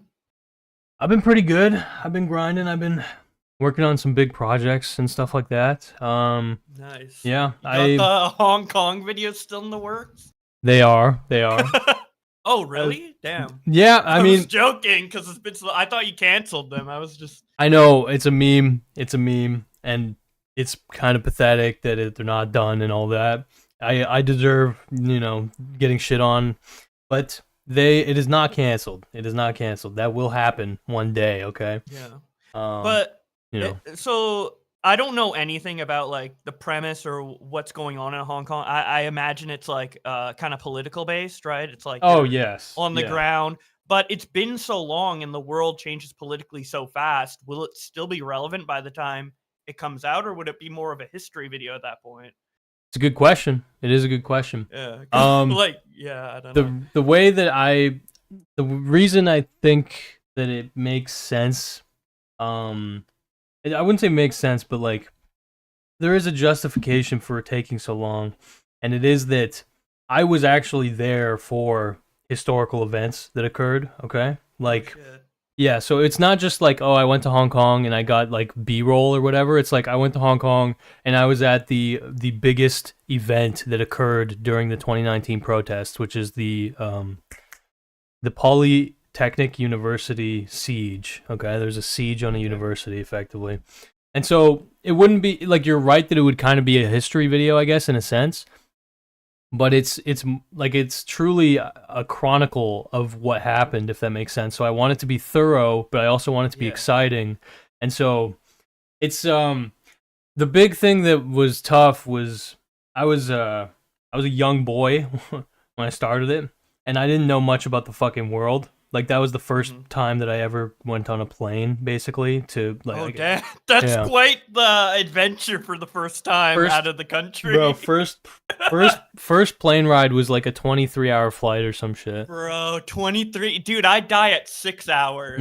23. It was pretty epic, though, honestly. Like, I mean, if you have nothing to compare to, maybe the flight wasn't that painful. But like, how was that 23-hour flight? Was it like agony for you, or were you like? Dude, honestly, chilling? I really enjoyed it, and it was weird because I had literally nothing to compare being on a flight to, but I got one of those seats by the exit where you literally have unlimited legroom, and I didn't even know how lucky I was, really. But yes, it was basically like for any flight to get that fucking privilege, that was the best possible one, effectively.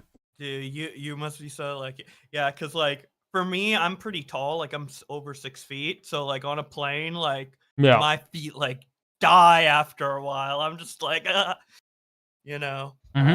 no, I hear you.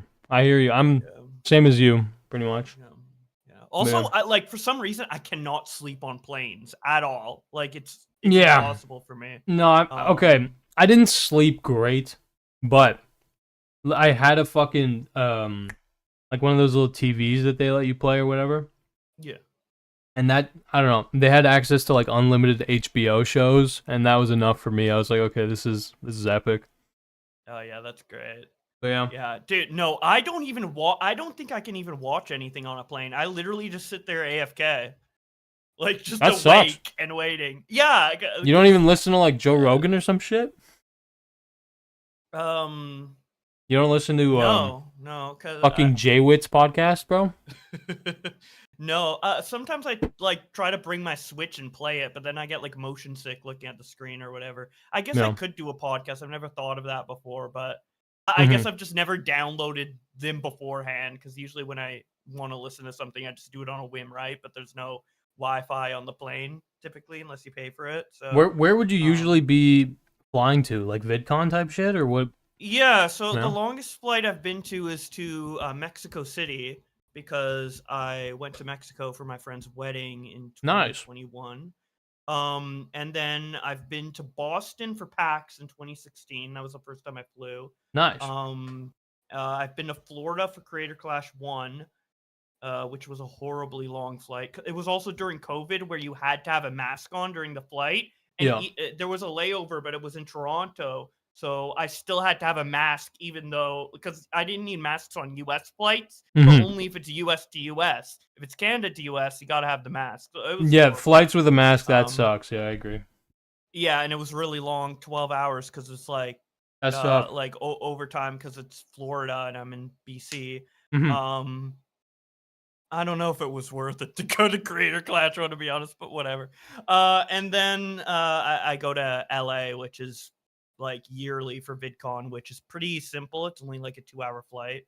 From VidCon Vancouver, is so what is it? Isn't in it LA. Anaheim? Yeah, Oh, yeah. okay.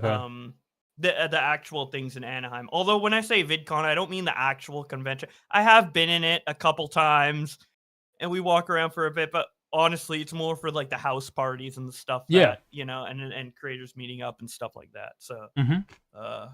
yeah, the event itself is like, I don't give a shit. Fair enough.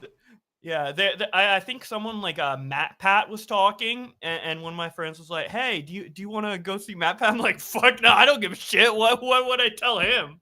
Like, Bro, he's gonna give Q&A? you the tips and tricks to fucking make game theory Bro. videos. Yeah.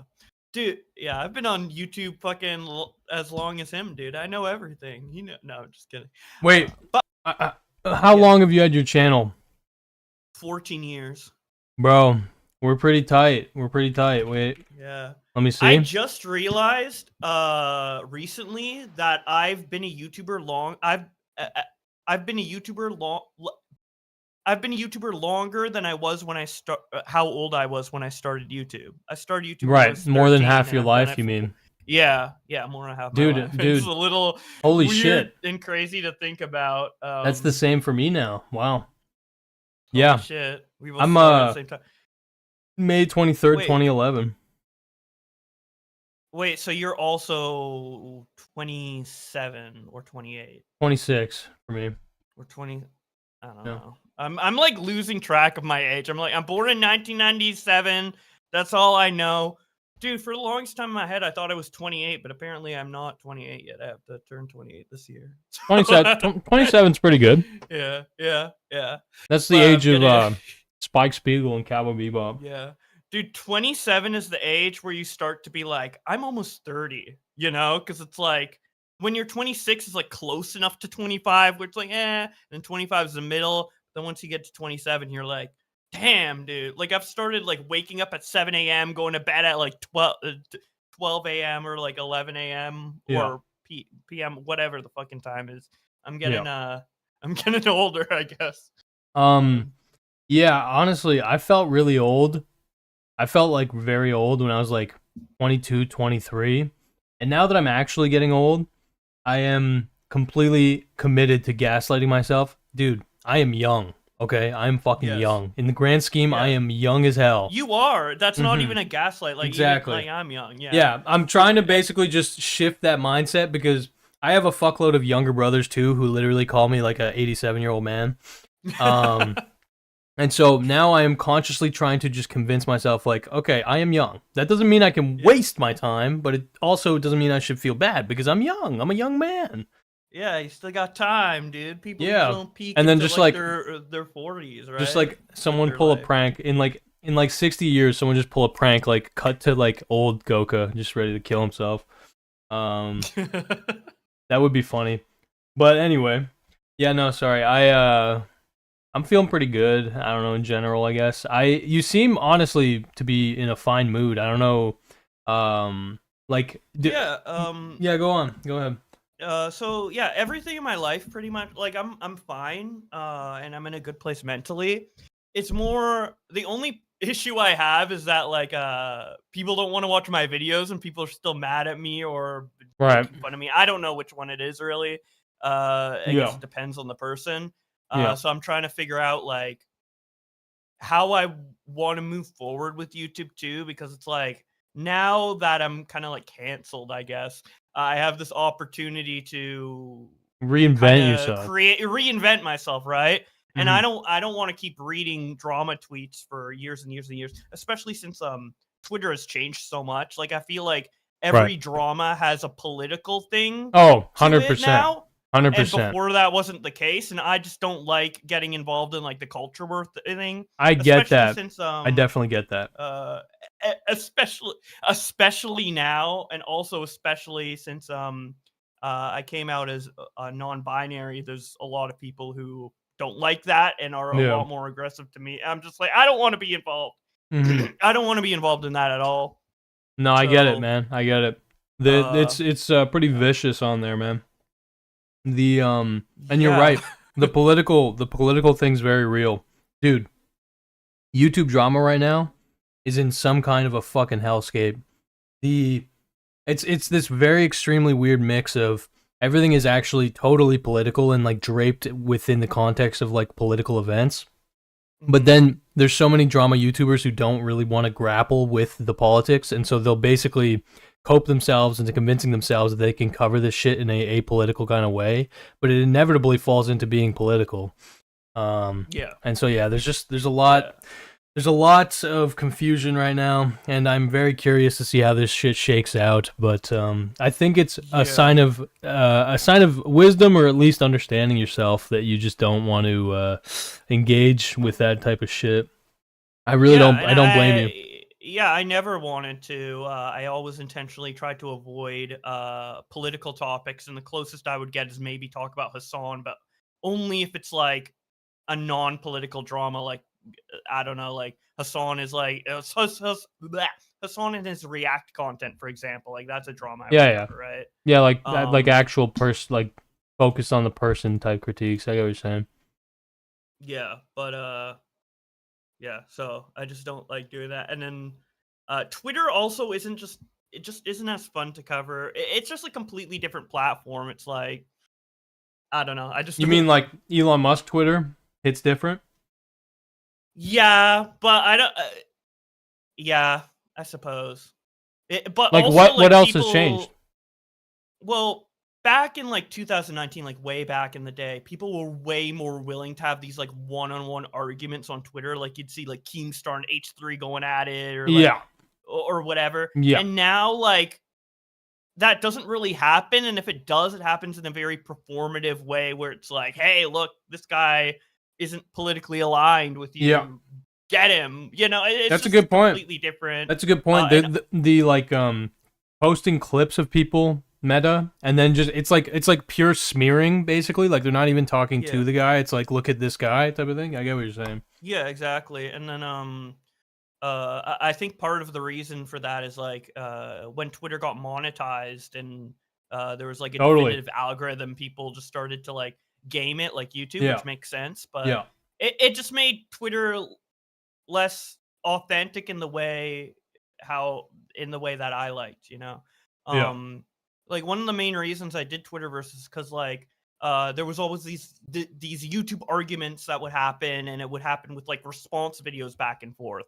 And there would be a lot of there would be a lot of opinions shared on Twitter that the audience who are watching these response videos never got to see. It's kind of like the side color commentary or the behind the scenes kind of thoughts of these people arguing, right? Like Keemstar would make a tweet and it'd get like 100K views, but the response video would get 1 million. So I wanted to bridge that gap and bring it to the audience. But now everybody uses Twitter for their source. Like literally every commentary video is basically essentially sourced from Twitter in the same way that my content was. So like my content started out as unique being focused on Twitter, then everyone focused on Twitter, and now people call it slop, right? So yeah, I don't know. But what do you say to the allegations of you're just lazy? You're just a lazy fuck. You just don't want to make videos. Like what do you think the ratio is of like I genuinely don't enjoy the medium and what it's become and how I feel making that shit versus like I'm just like kind of busy doing my own shit and it's just annoying to do this. It's like not fun. I'm not lazy, like, I can grind it out. I can grind out the videos that I have before, but, and it used to be, I guess, profitable, but now it isn't, so and if I don't enjoy doing it, it's not profitable, why would I do Yeah. it or even force it to work again? Like, why would I want something that I didn't really like doing too much anyway to work? Which, by the way, I do like doing Twitter verses, but like over time, like for the examples I said before, like I just don't enjoy Twitter as much. Therefore, I don't enjoy Twitter verses as much, right? Yeah. So that's more of it. I still like archiving stuff and like putting everything in a cohesive kind of manner for people to consume, but Yeah. yeah, I'm really just trying to figure out like what I should upload and then also what the audience will be responsive to, which is the toughest part for me Yeah. because like a lot of my core fan base like was crossed with Augie and Nick and Yeah. Mhm. they've obviously like that audience doesn't like me anymore. So like when I upload, I get shit on and then I can't get pushed into the algorithm to other people who might not be as hardcore but still interested in watching my videos through recommendation or what have you. So Yeah.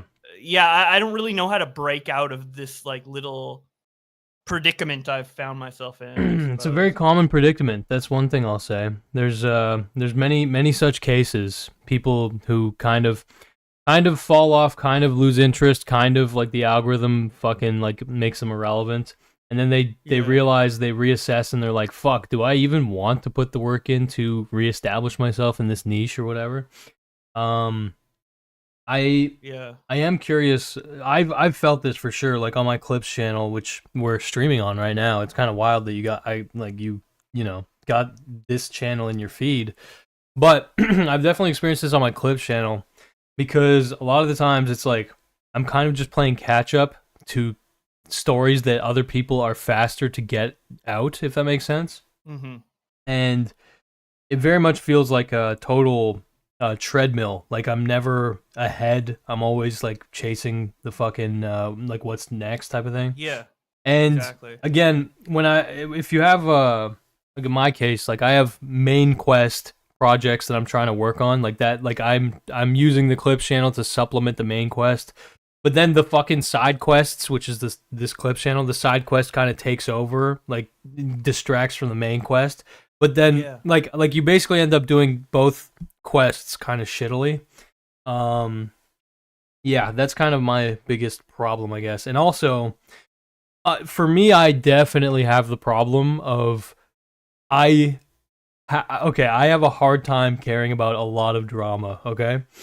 I can definitely Yeah. force it. I can definitely muscle through it, but it is not exciting a lot of the times, and a lot of the times I realize I don't care. Like, and when I realize I don't care, it gets a lot harder to like it gets a lot harder to justify like the idea that like, oh, this is what I want to be doing as a career or Yeah. whatever. Yeah. I do wonder, okay, so what exactly would be like your ideal? Because me, when I'm in the trenches, okay, on a big fucking main quest type video, like a big video that's just destroying my brain and all that, I always look at fucking Let's Players. I'm like, man, that's like, to me, that's like the peaceful living in a village with a beautiful family and like a purpose. And Dude, I know, right? dude, yeah, dude, looking at Let's Players, like looking at like Northern Lion or fucking Markiplier or whatever. This is like one day I'll have my villager arc. You know what I mean? Dude, I would love to be a popular Let's Player. Like, I would switch my life with like Aaron Hansen of Game Grumps or fucking Markiplier in a second. Because like, No. I also started off as a Let's Player. For Same. like the and I just and I got like pretty good at it even through streaming. I just love yapping and playing video games and talking. Like I recently made a video and upload to my gaming channel where I played Shadow Generations for like an hour and a half, and that video is dense as hell. Like I was talking like like a fucking autist, I guess. And it the final cut was 50 minutes, and it's super super dense. Yeah. Because Dude, I just am your really fucking good second at that. channel's your second channel's at is Sonic Adventure 2. That's awesome. Yes. Yeah. So Nice. yeah, I've had so right Dude, yeah, now I can see it. Yeah, you've definitely been clearly more motivated on this channel. yeah. So ideally, maybe that can take off, but I don't know. I'm in a really weird position. A lot of strange things have happened. People also interact with me in more strange ways now Right. than they did before. Like people are less responsive in DMs, or Right. it's kind of like scared of me, low key. I guess You've been alienated, bro. You got the red paint on you. You're fucking weirdo categorized. I suppose. Yeah. Yeah. I'm gonna be frank. I never looked into really anything about what exactly the circumstance was that brought you to this turmoil, this state of alienation. Obviously, I'm like vaguely aware.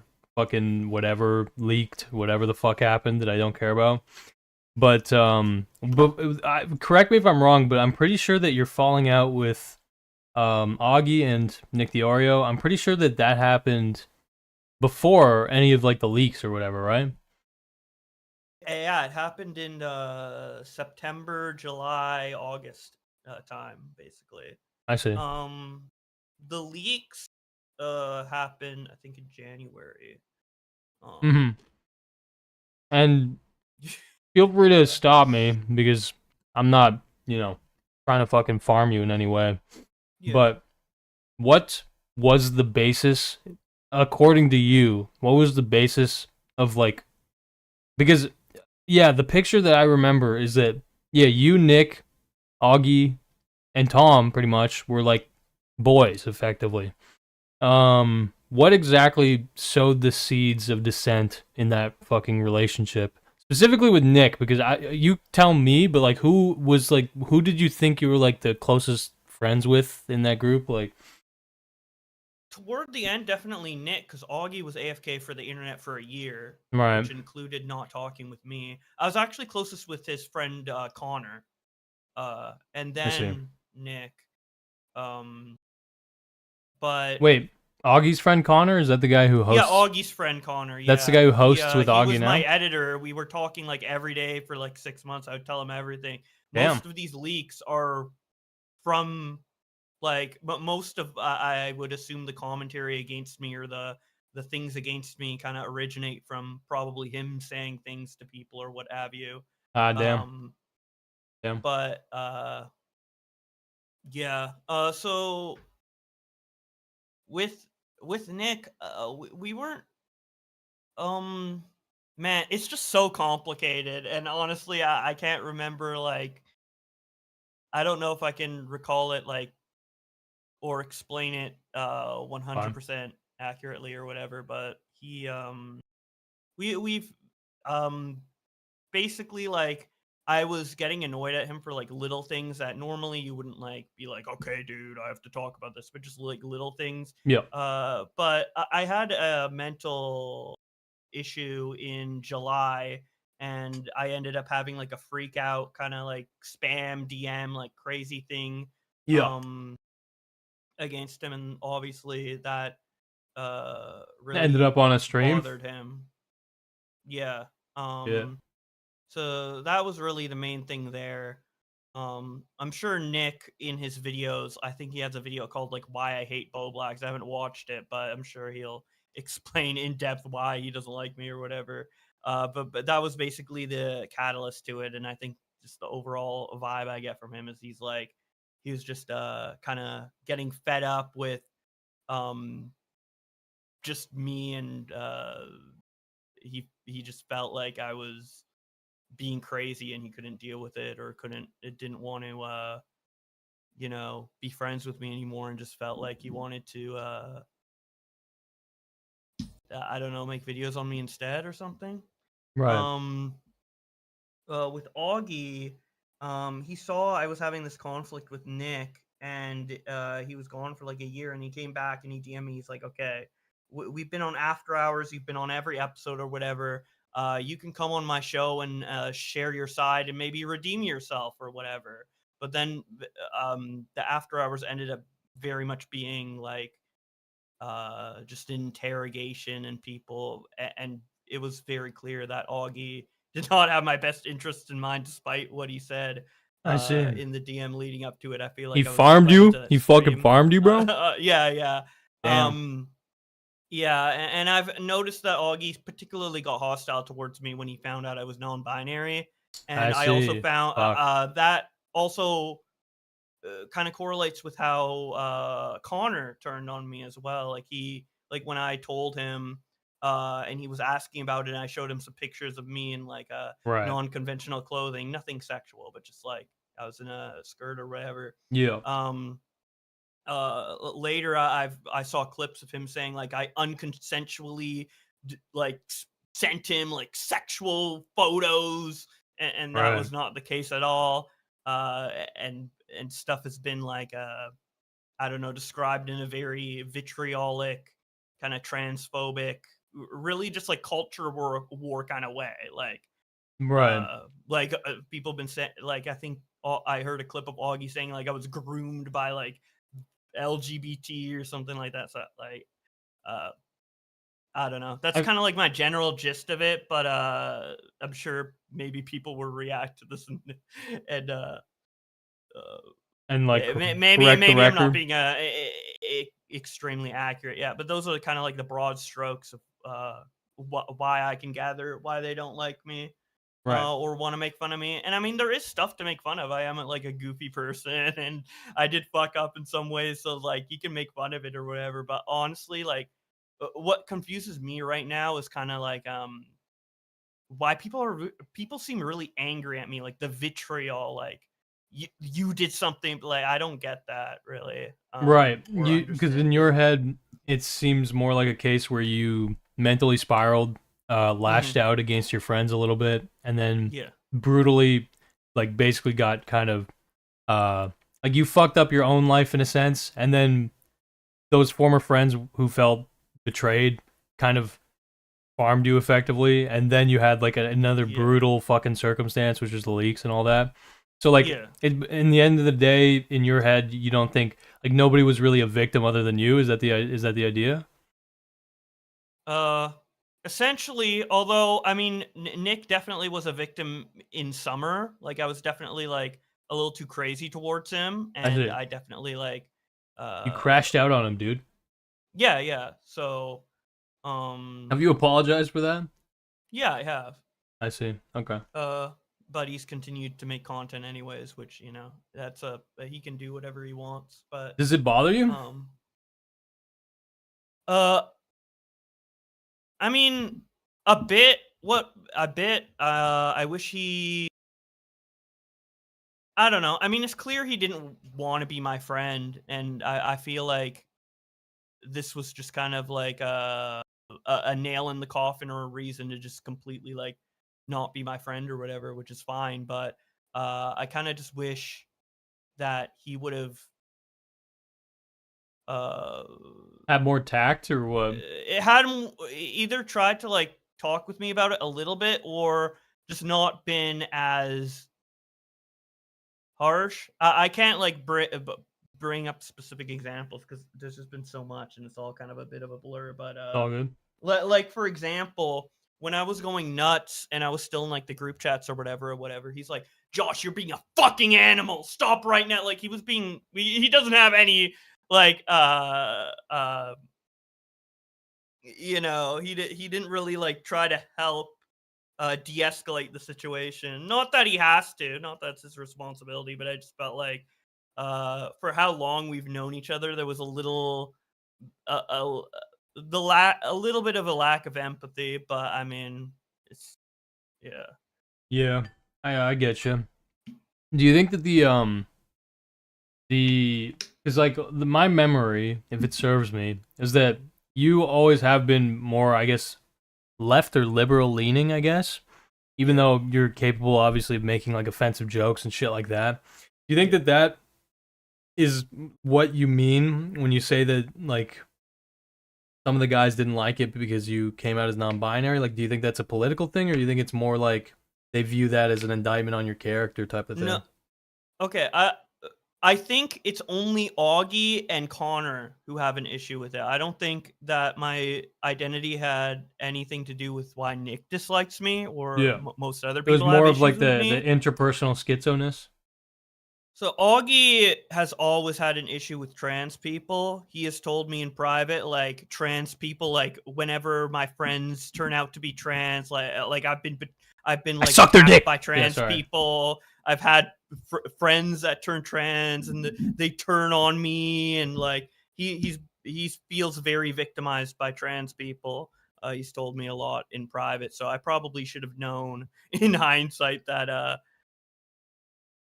it wasn't a good idea to tell Connor. But I mean, Connor, I don't know. Me and Connor were close. I didn't feel like Connor necessarily shared the same beliefs as Augie. But I do remember Augie saying once that Connor unironically loved to watch America First by Nick Fuentes. Yeah, that's not I mean, super I surprising. probably should have known.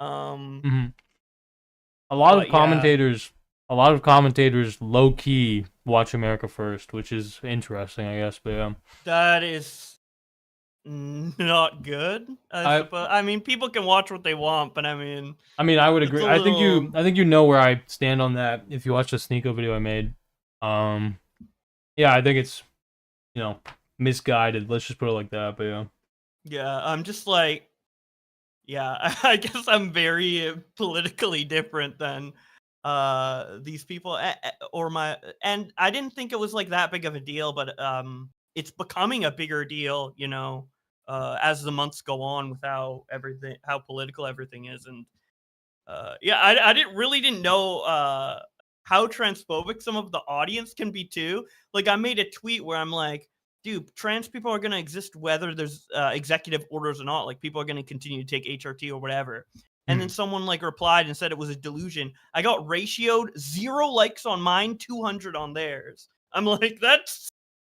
You got fucking owned. You got owned, yeah, bro. but yeah, so I don't know. I guess I just didn't really pay attention to how my audience was developing, because like Twitterverse is a very neutral thing. Yeah.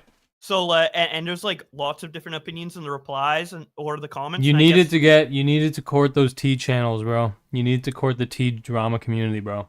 That was your fuck up. I didn't groom my audience well enough. I didn't influence well enough. I left everything up to interpretation, and I think people were under the assumption that I was right wing.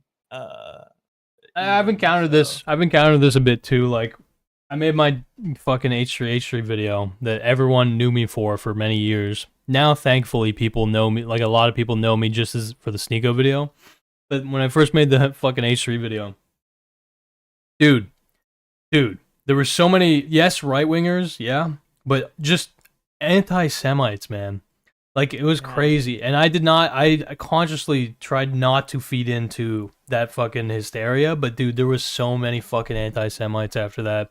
And that is what made me try to be a little more conscious about what the fuck I say, was just like seeing like, because I just view that as total degeneracy. Like the people who are actually like unironically just anti-Semitic, just hate Ethan because he's a fucking Jewish guy. It's like, bro, get the fuck out of here. But it is interesting because you can't alienate your audience right away. This is what iDubbbz kind of did, right? Like he didn't have that progression, that evolution out of it.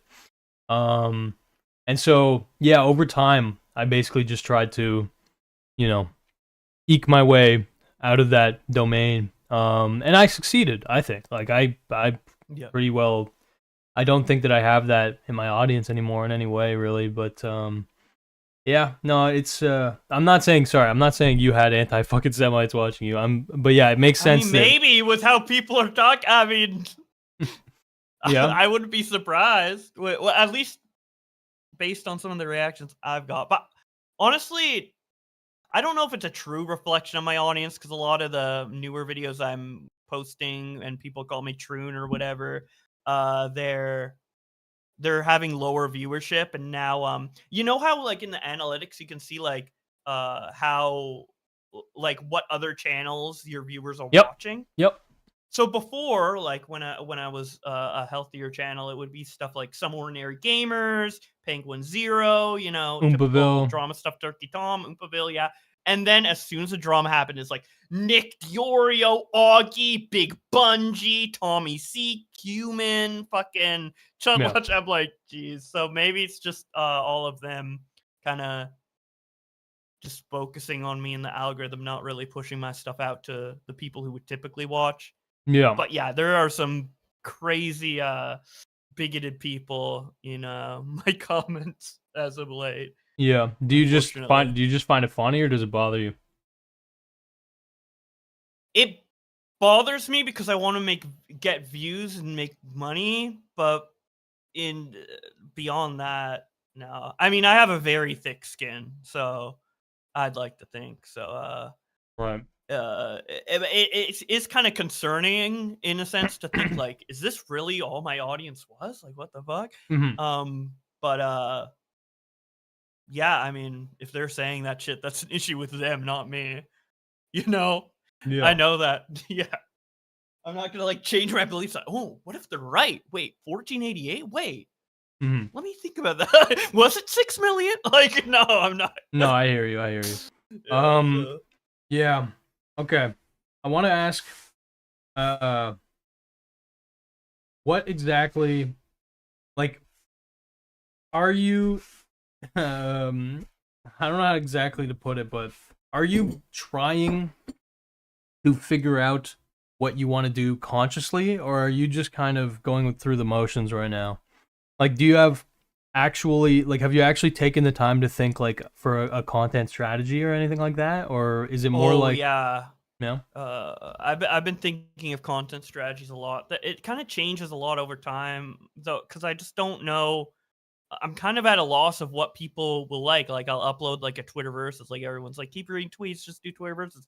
So I upload one, and then people are like, this is shit, even though it's the exact same or Yeah. better than what I used to do. Yeah. So I'm just kind of like at a loss to what people would be receptive to at this moment. I think maybe my reputation's in a point where maybe I'd have to wait it out. But I've talked to other YouTube friends, and they're like, just keep grinding. But also, I don't know exactly what to grind.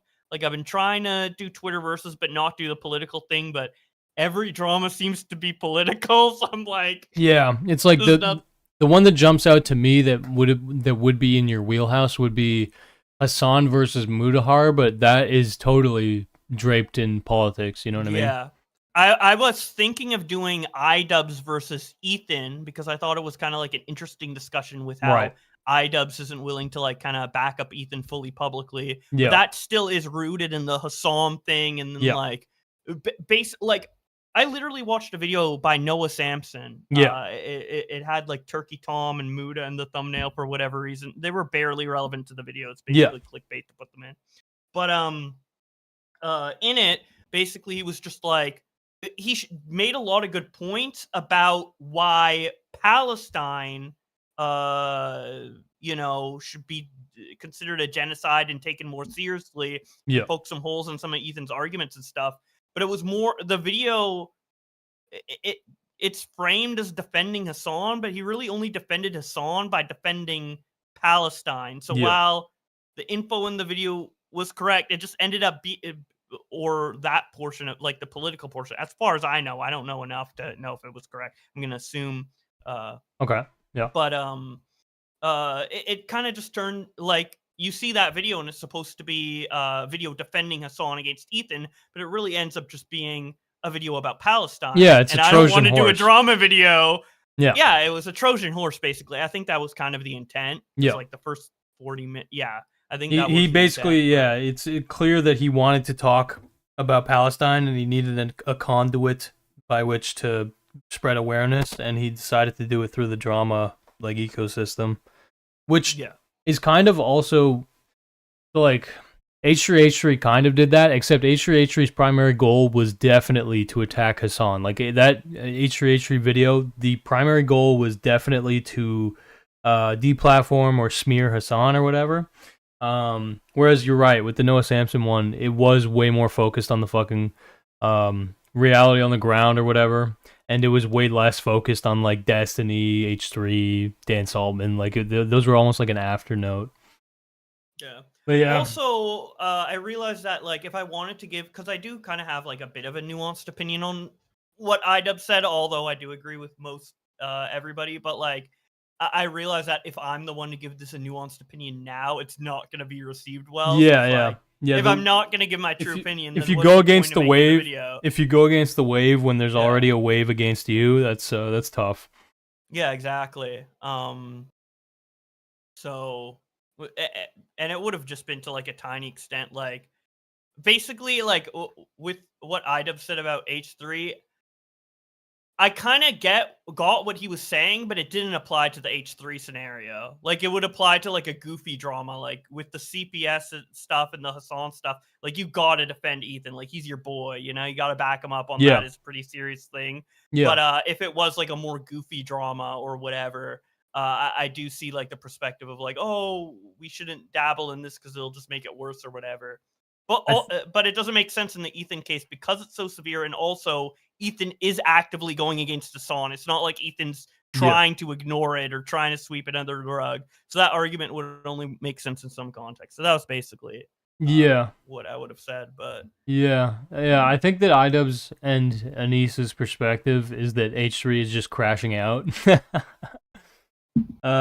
Basically, if I'm putting it in like brain dead terms, I think that, and I might be wrong about this, I think they just have a kind of perspective of like they just see everything in the view of like their situation, right? So they're just comparing every drama that their friend has or anybody else has to like the OnlyFans / like content cop drama, right? And trying to like relate it to that and put it in their shoes. They're like, oh, you should go to therapy because it helped us. Yeah. Well, this isn't the exact same scenario. Yeah, it has the same kind of like drama structure and of like, you know, the treadmill of everyone making videos and stuff, but the subject matter is completely different, you know? Yeah, no, I think that's accurate. And I do think this is more serious. Yeah.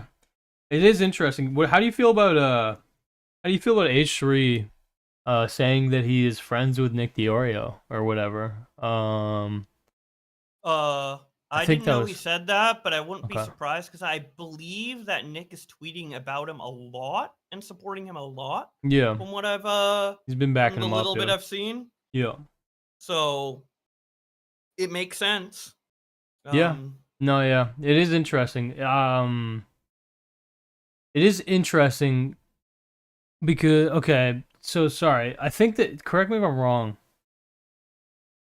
iDubbbz and Anissa, it seems clear that a reason they don't want to get involved in this, or a reason that they're claiming they don't want to get involved, is because Anissa is friends with Denims, and both of them are kind of friendly with Hassan, and so it's like a factional kind of thing where like they want to get basically the benefits of both factions, especially as, you know, creator clash is concerned, right? And yeah, I don't know. I do wonder, because obviously Nick has made a decent amount of content shitting on iDubbbz and Anissa. I do wonder if that factors into them not wanting to back up Ethan or whatever as vehemently.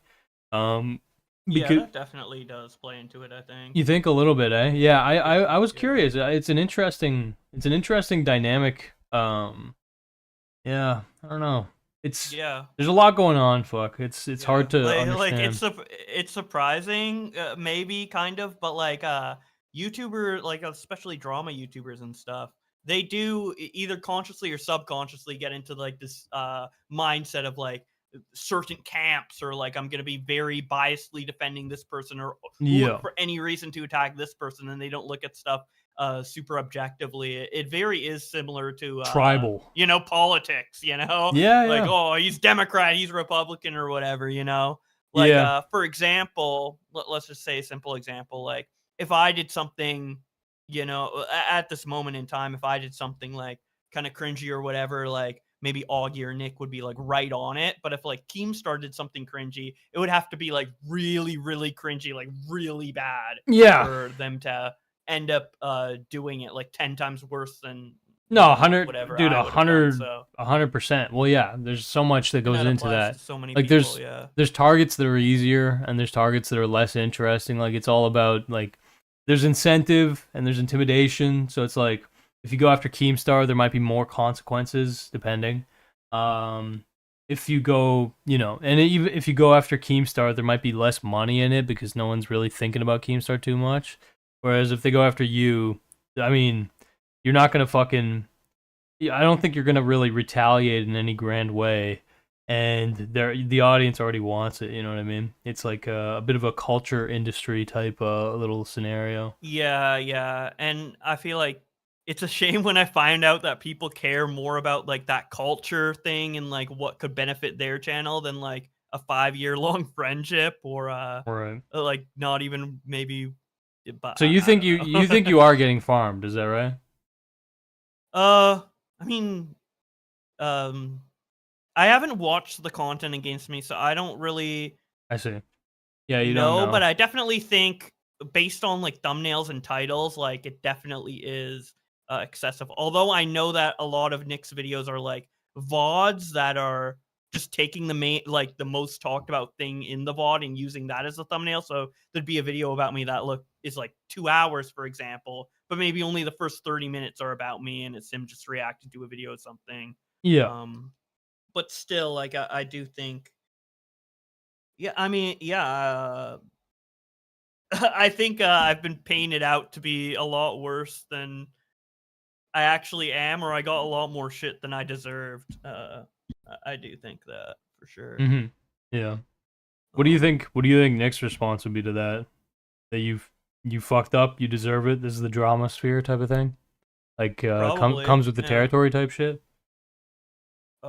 Yeah, I suppose. But there are some things that like, he like over exaggerates that I don't know if he actually believes it or he's doing it for content. It feels a little disingenuous. Like my main example of this would be during my like back and forth with him in July when I was crashing out on him. Right. I got really like paranoid about like not being able to make rent money.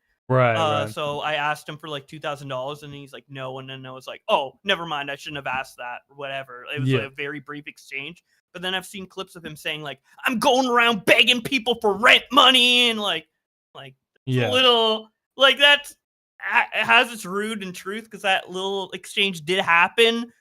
Right. But I'm not really like desperately going out for rent money. Or he'll say like I'm harassing people, like sending unsolicited like sexual dress pics to people. And I'm like, no, that's not really what happened with Connor. Like it's a little less like extreme than that. So there's like things that are rooted in truth, but then he like brings it up to the extreme that makes it seem a lot worse. And I don't know if he's doing that like on purpose or what, but yeah, I see. So I see how that could like lead it to people thinking you're kind of dangerous or whatever. Like, you know what I mean? If you're like, yeah, and sending sorry. weird. No, you're good. Sending weird stuff in DMs. Yeah, it's like sexual. And it's also given this like implication that I'm like crashing out and being weird with people extremely in DMs, which is also why I think people have been resistant to even reply to me in DMs who normally would reply to me in DMs. So that's kind of like a little thing I don't like that he's done is like hasn't necessarily lied, but it's like exaggerations of the truth to the point where it kind of is like a little bit of a lie, you know? Yeah. I think I get what you're saying. Yeah, like yeah. It adds like a sting to the wound or whatever. Yeah, it just amplifies it in a way that isn't entirely accurate. And if it's for entertainment and jokes, that's fine. But he never like clarifies after, like, or maybe he would clarify after, but it doesn't seem like he's like, okay, not really, guys, or whatever. Yeah. And I've gone in comment. Yeah, it feels nuclear. Is that what you mean? Yeah, and it's gone to the point where I've gone comments about things that like even aren't true. Like you need to pay your mom back for rent or something. I'm like, that never happened. What the fuck are you talking about? Like just random shit that doesn't even make sense. Like sometimes I feel like I'm not even caught up on my own lore. Like people have this like story of me in their head that I don't know because I don't watch the videos, and I could watch the videos, but then it gets me too pissed. But wait, say again. It gets you what? I don't like watching the videos because it just will get me like angry and all like riled up because Yeah. it's annoying. And like, but yeah. how would you defend yourself? Like in reality, like I don't know. I feel like there's not really a. Well, you tell me how. Like, have you thought about making any kind of a formal response, or are you like fuck that? Like let them let them out of their way. I have made a response stream, but people just reacted to this and reacted to it and called it a meltdown, which I don't think it was a meltdown. I see. But I have responded to most things. Now I haven't said anything after the leaks, like the January leaks. Mm-hmm. So I haven't responded to that. But anything prior to that, anything beyond like the leaks, I have addressed. I see. Understood. Okay. Yeah, people just don't want to watch it, I guess, or only consume it through like a Nick Diorio or Augie reaction. Like my streamer, like the actual response video has like 2K views, and it's just people coming to shit on it from the reactions. So that is pretty. So the response video or stream has 2,000 views collectively. And then the videos of people reacting to that stream have like what, like 100K or what's the ratio? Yeah, it's not 100K. I think Nick's reaction has like 70K, 80K. Mm-hmm. Yeah, so it's basically like between 50 and 100K. Mm-hmm. That is pretty funny. I mean, would you consider yourself a lolcow? No. Okay. Because I feel like a lolcow would have to like consistently be doing things to like milk lol. Yeah. To like feed into it, whereas you're trying not to. Is that right? Yeah, or it'd have to be like over a more extended period of time. Like, yeah, maybe when I was like mentally crazy online, yeah, I was lolcow. Yeah, I was a lolcow when I was manic. You know, like, but that term I feel is more. To me, it's always been, maybe not now as much because of the lolcow podcast and the term's kind of getting a little oversaturated, but before it used to be kind of like a very exclusive name. Like you'd have to be like Christian or Boogie or Wings, like being very consistently like just getting baited by chat and stuff like that. And I don't really like get baited by chat or comments that much, you know, like I'm not.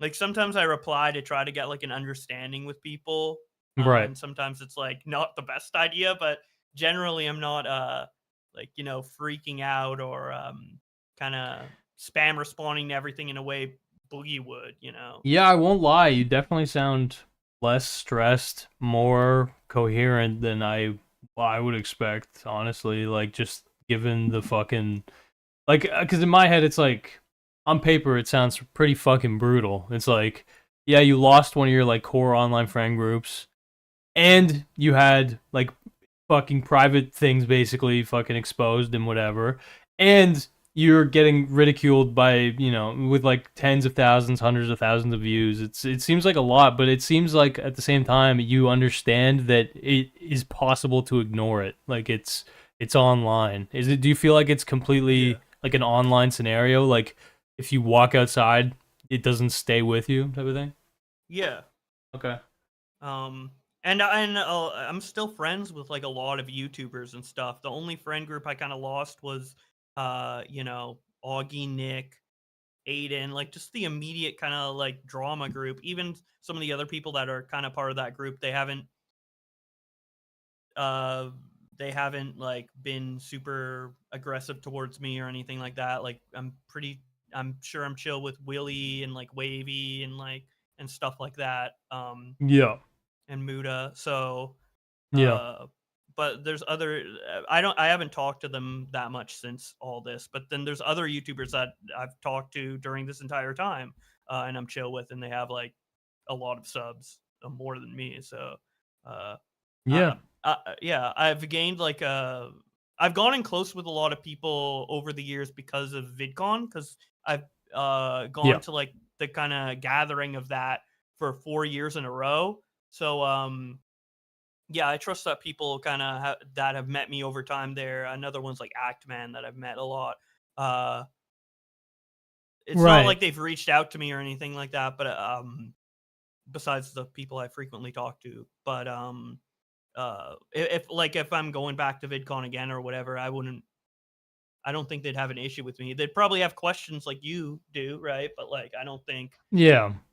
I don't really think anyone viscerally hates me except for the audience, Nick the Oreo, and like Augie. And I don't even know if Nick hates me. I think he just maybe wants to. He's like annoyed at me, didn't want to be friends with me, and like maybe wants to make fun of me. I don't know. I don't really know, but I see. It's not like he doesn't want to. He doesn't want to see you destroyed. It's more of just like he is disappointed, uninterested in continuing a relationship, and understands that like he can farm you type of thing. Is that the vibe? yeah, I guess. But then farming me is also kind of wanting me to be destroyed, or maybe he's kind of indifferent to me being like destroyed, quote unquote, you know? Okay. But Nick is also the type of person who likes to revel in the fact that he either killed someone's career or saved it. It's why he brings up Zaptai a lot. It's why, you know, he really liked helping with the Sky Williams thing when I got him to help with that. Yeah. Because I reached out to Sky for that. And I'm sure he's like, yeah, I helped kill Bo Black's career. I was the guy who did it, and like jokes about it and likes that. So yeah, he's very he likes being the main character. He likes being the guy who is credited for either doing something big, whether it's like a destruction or a savior or whatever. He loves being the main character for sure. The market maker, bro. The guy who moves the market, man. I get that. I definitely understand the appeal of that. Okay. How do you feel about the streamer meta that is emerging? Because this is a pretty big, in my opinion, big shift, I guess you could say, or a big meta that has emerged in commentary, which is instead of, you know, edited videos, whatever, it's not, I'm not just saying it's slop, but basically the whole meta of stream and then turn that stream into like a 2-hour VOD and then release a 2-hour VOD, you know, almost every day. And it works. People really like that. Like they like the long form. They like the like reaction instead of the like thought out critique or whatever. How do you feel about that meta? I feel like that kind of got popularized through After Hours, like the idea of a commentary version of that. And then I think Destiny originally had that like kind of structure of like doing a stream and then making like a big cut of it. And then you just like take the After Hours kind of commentary stream format that we invented or helped establish, right? Because I mean, the first person to really do it consistently, I think, was Tommy C. But and then, you know, apply the Destiny format to it. So yeah, it's just copying what other people do and mixing it, you know? Yeah. Like, it's not really super original, but hey. No, sorry, I'm not saying whether it's original or not. I was curious what your opinion was on like how it's shaped like the audience, the ecosystem. Like, what do you have any grand critiques or like reasons that you like it or think it's like a cool meta?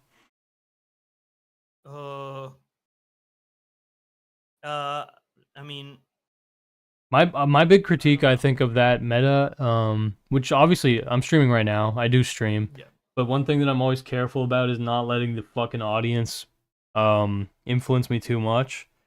And I do think that for guys, especially commentators who are streaming like upwards of 20 hours a week, that it's almost inevitable that, you know, you think a lot of the times you think basically that you are influencing your audience, and you definitely are. But I do think that sometimes people forget that the audience is also influencing them. And I think that's something that Tom kind of encountered.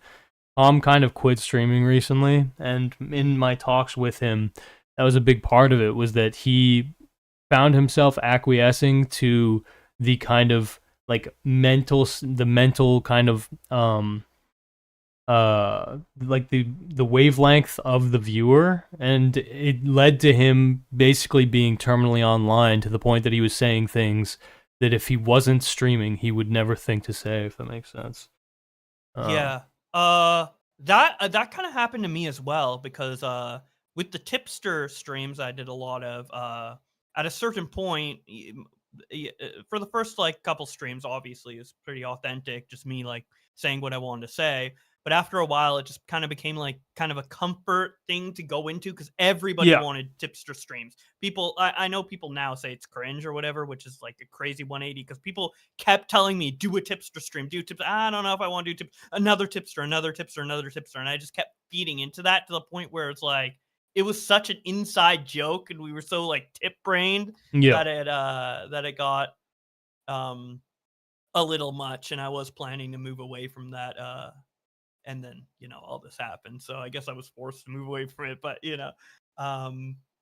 so yeah, that's definitely an issue. I think that's always been an issue with streaming in general, though. I think agree. that's a general streaming issue. I agree. And I think it's a reason why we see, whenever we see like a crazy creator go like batshit or whatever, or do something crazy, it usually, especially in recent years, comes from streamers. And the reason why is because the chat emboldens their ego or emboldens their or influences them to think a certain way, which is inevitable when you're streaming for so many hours of the week as your like main job. It's basically like a third of your life is streaming or whatever. You get desensitized. You're going to, it's going to mold your psychology, which is usually more dangerous when you become bigger as a teenager or like a young adult. 100%.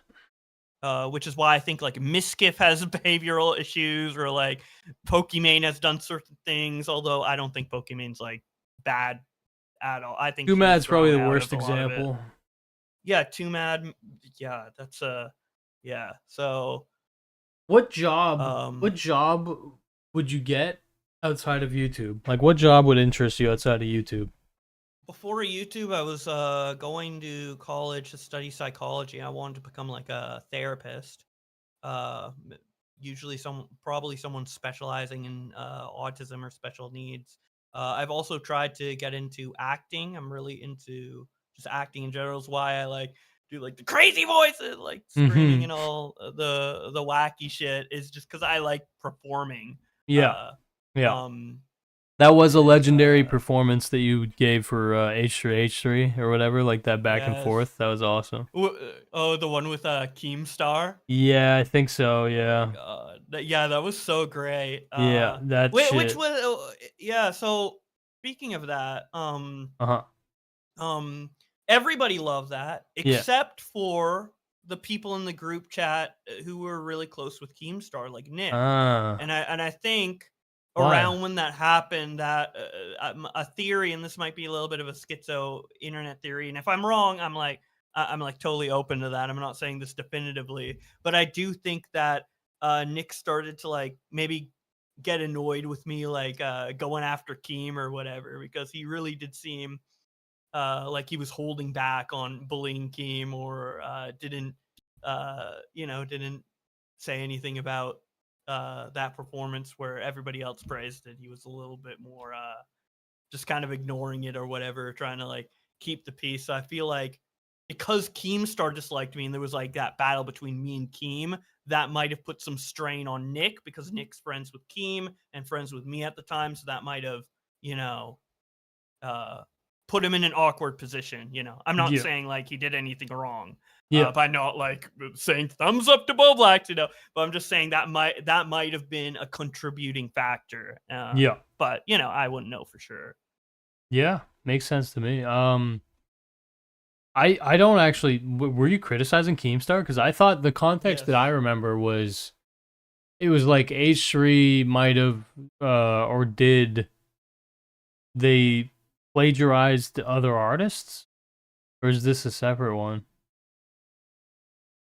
You might be mixing things. I'm not too sure. Okay, no. Yeah, my bad. Okay. Yeah, basically Keemstar got really mad at me because I called him a cuck. Oh, okay. Like, about for months. And H3 loved that? Or what was the dynamic with H3? Or I called him a cuck, and then a month later he confronted me on a live stream, and then I just like did like the screaming match versus him, like you're blah blah blah blah. Yes. And then H3 reacted. Okay, now I know you. Now I remember. Yeah. Okay, that makes sense. Yeah.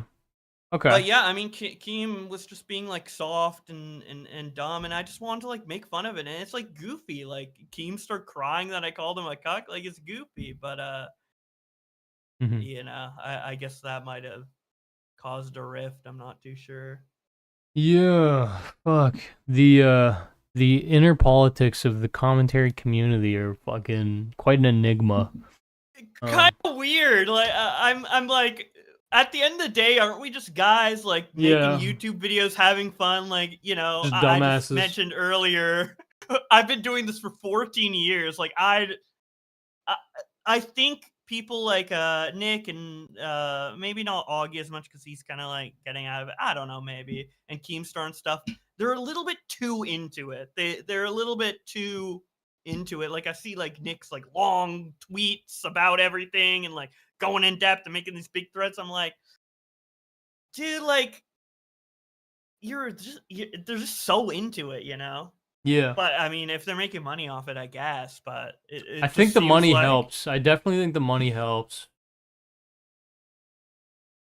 yeah. But they also definitely actually care, for sure. Yeah, and I don't think you should care. Like I really don't. Like I've even for me, like, and this is not like a new thing. Like for years, I think I've had this like I put this thought in my head specifically. I think in 2019, where it's like, this is the internet. At the end of the day, you can turn off the screen. None of this matters. It's just material to make fun, entertaining content. I Right. see drama as Play-Doh for me to sculpt and make a funny video. And Right. then once the video's out, people are entertained, and that's that. And that's why I'm like so kind of goofy and lighthearted with the stuff, unless it's like a serious thing, like essay or whatever. Yeah. And I kind of always had this more lighthearted attitude, but these people just take it a lot more seriously. And I don't know. I thought people were more on the same page as me. Maybe that's just me being a little bit too in my head, but I always thought like, hey, we're entertainers at the end of the day. But I guess I just didn't realize like the way other people saw it. Yeah. I mean, I don't know. Correct me. What was okay?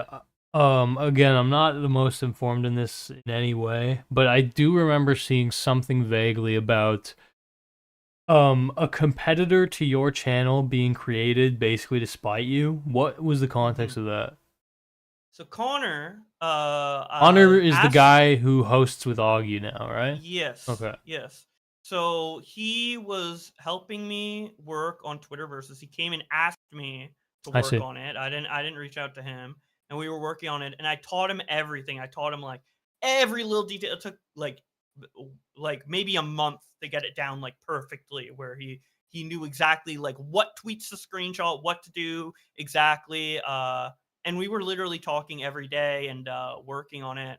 And at a certain point, I was like, hey, I'm thinking of like, moving on from Twitter Versus, but you're working harder on your channel. Like I'll endorse your channel and literally like give you the name Twitter Versus and like shout you out and endorse it and say you edited all the videos and stuff like that. So basically I was like ready to give it to him and stuff, but then he decided to instead go down the route of trying to like, I guess, expose me with Augie or whatever. And then he made this channel called Internet Versus and just used basically everything I taught him with Twitter Versus and just made the exact same thing, but called it Internet Versus, even down to like the thumbnail and stuff. And to me, like I never minded because I was going to give it to him anyway. And he knew that.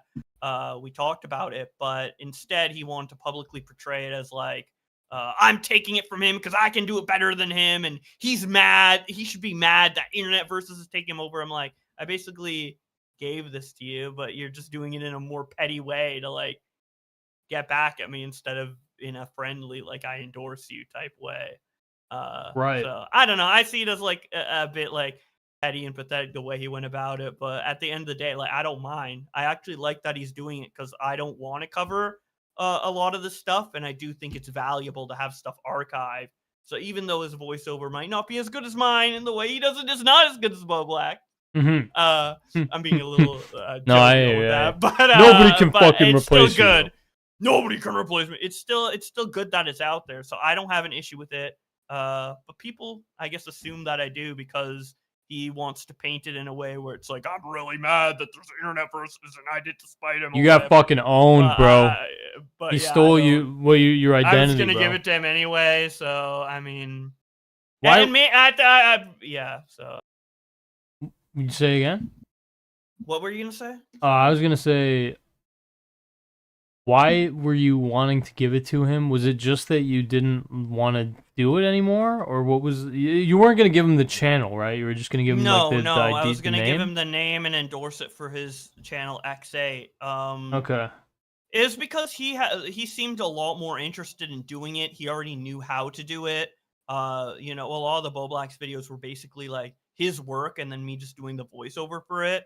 And I don't know, it was just an idea. That's also when I was kind of like a little like crazy in the head.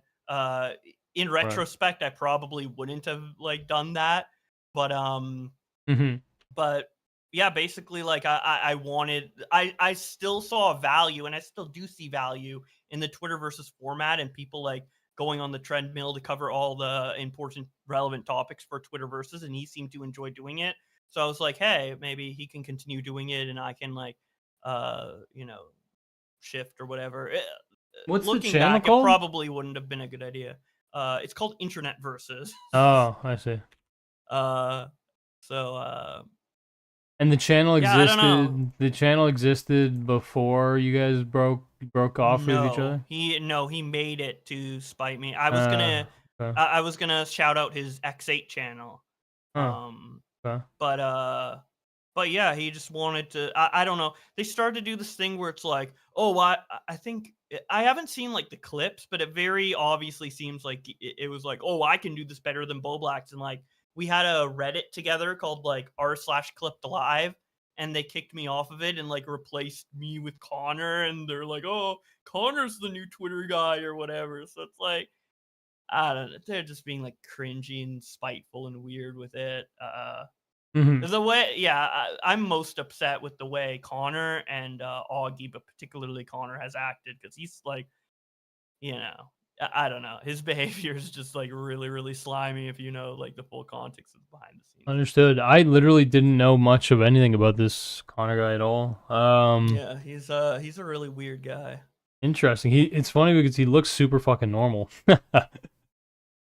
Like, if that makes any sense. Like, I have seen him on Augie's show, and he just looks very fucking normal.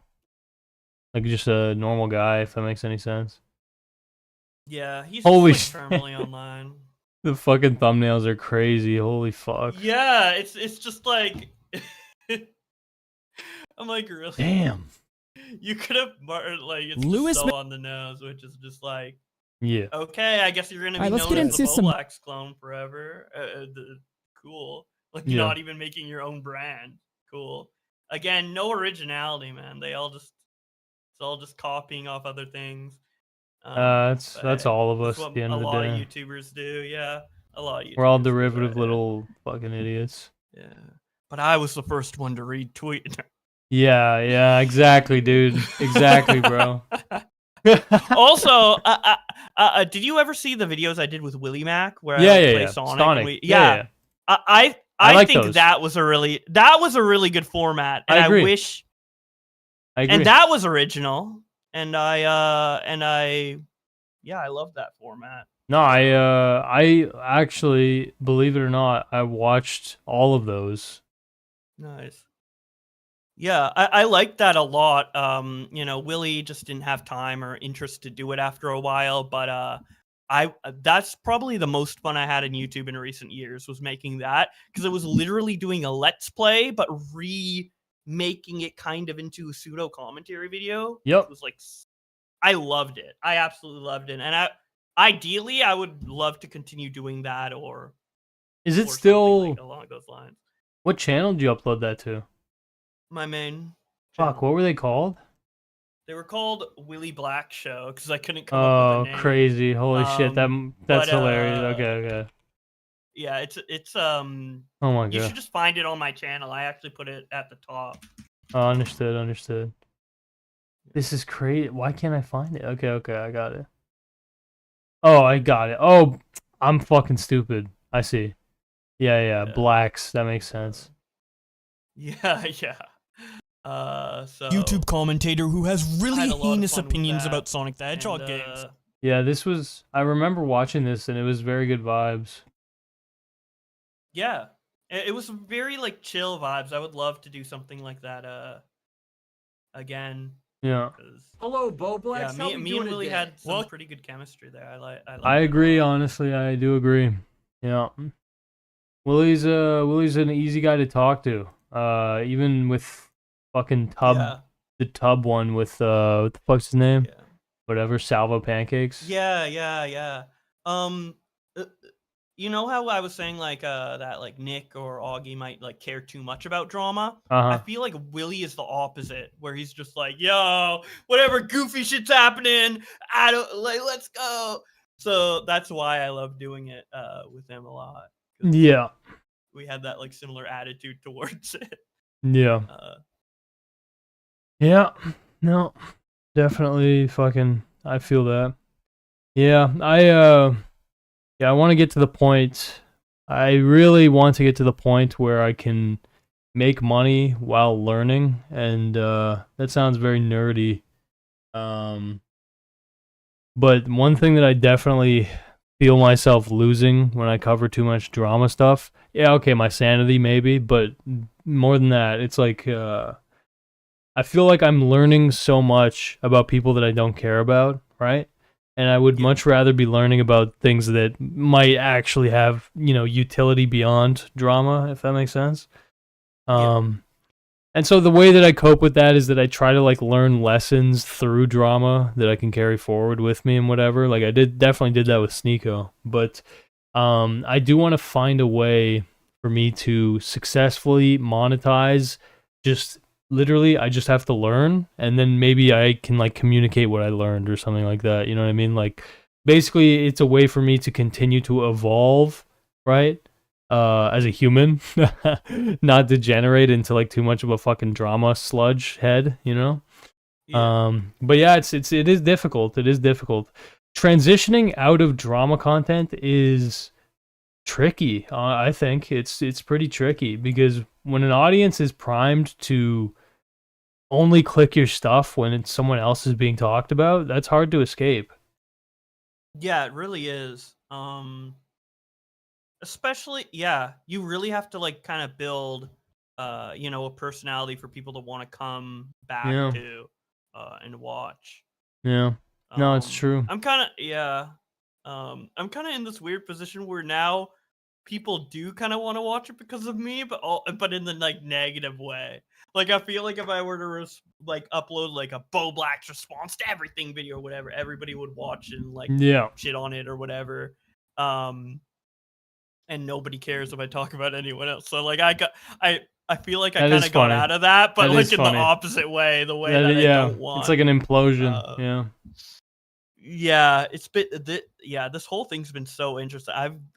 I've gained like a lot of new thoughts and perspectives on certain things throughout this ordeal. Well, I'm glad being you're on the taking other it. end.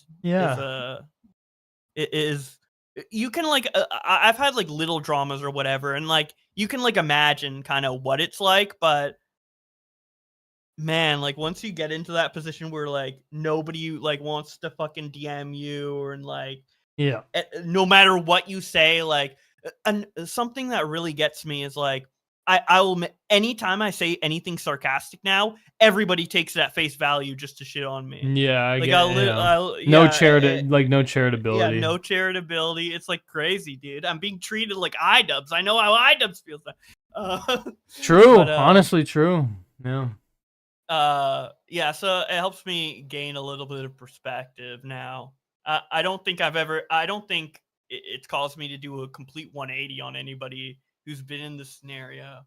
But, I still have, makes like, you empathize, kind of critiques, but it makes me like understand more like how it can happen. Is something interesting about is like we might see someone getting some shit and it might not seem like a lot of shit, like they're just getting a little bit of shit or whatever, but like to that person it's literally everything. Yeah. Like maybe to you, like Boblack's been getting some shit on the side, whatever. But for me, it's been like literally like 9 months of nonstop. Like I cannot get out of this Right.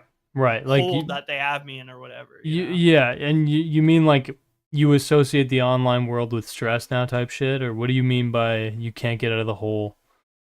I just mean like of like my audience being receptive to anything I say or upload. Oh, I see. Yeah, you're like not taken seriously at all. I get what you're saying. Yeah.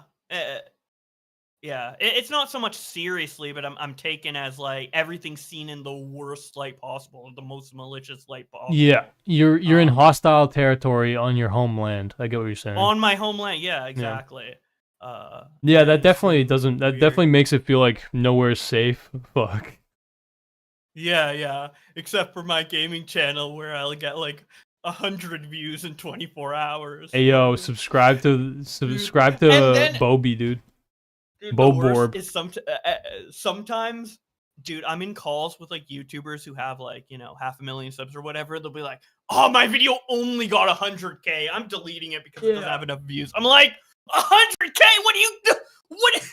Been there, man. Been there. I believe me. Like, really? If anybody understands the low-level grunt grind fucking sadness, I definitely get it. You're friends with Tom, so you've probably been in conversation where he's like, "Oh, this video only got 1 million views." Yeah. I mean, at this point in my life, I take all that shit in stride and I try to let it motivate me, but it's definitely like a real thing where it's like, fuck, okay, I need to make rent. And then it's like being pissed, like the idea of someone being pissed off that a video didn't crack 1 million, like that's the bar. It's like, fuck me. That's crazy. Fuck. Dude, I've noticed like a pretty big difference like between YouTubers who started before monetization was like an expected goal, right, to after, right? And it's usually the split's usually somewhere between like 2015 or something.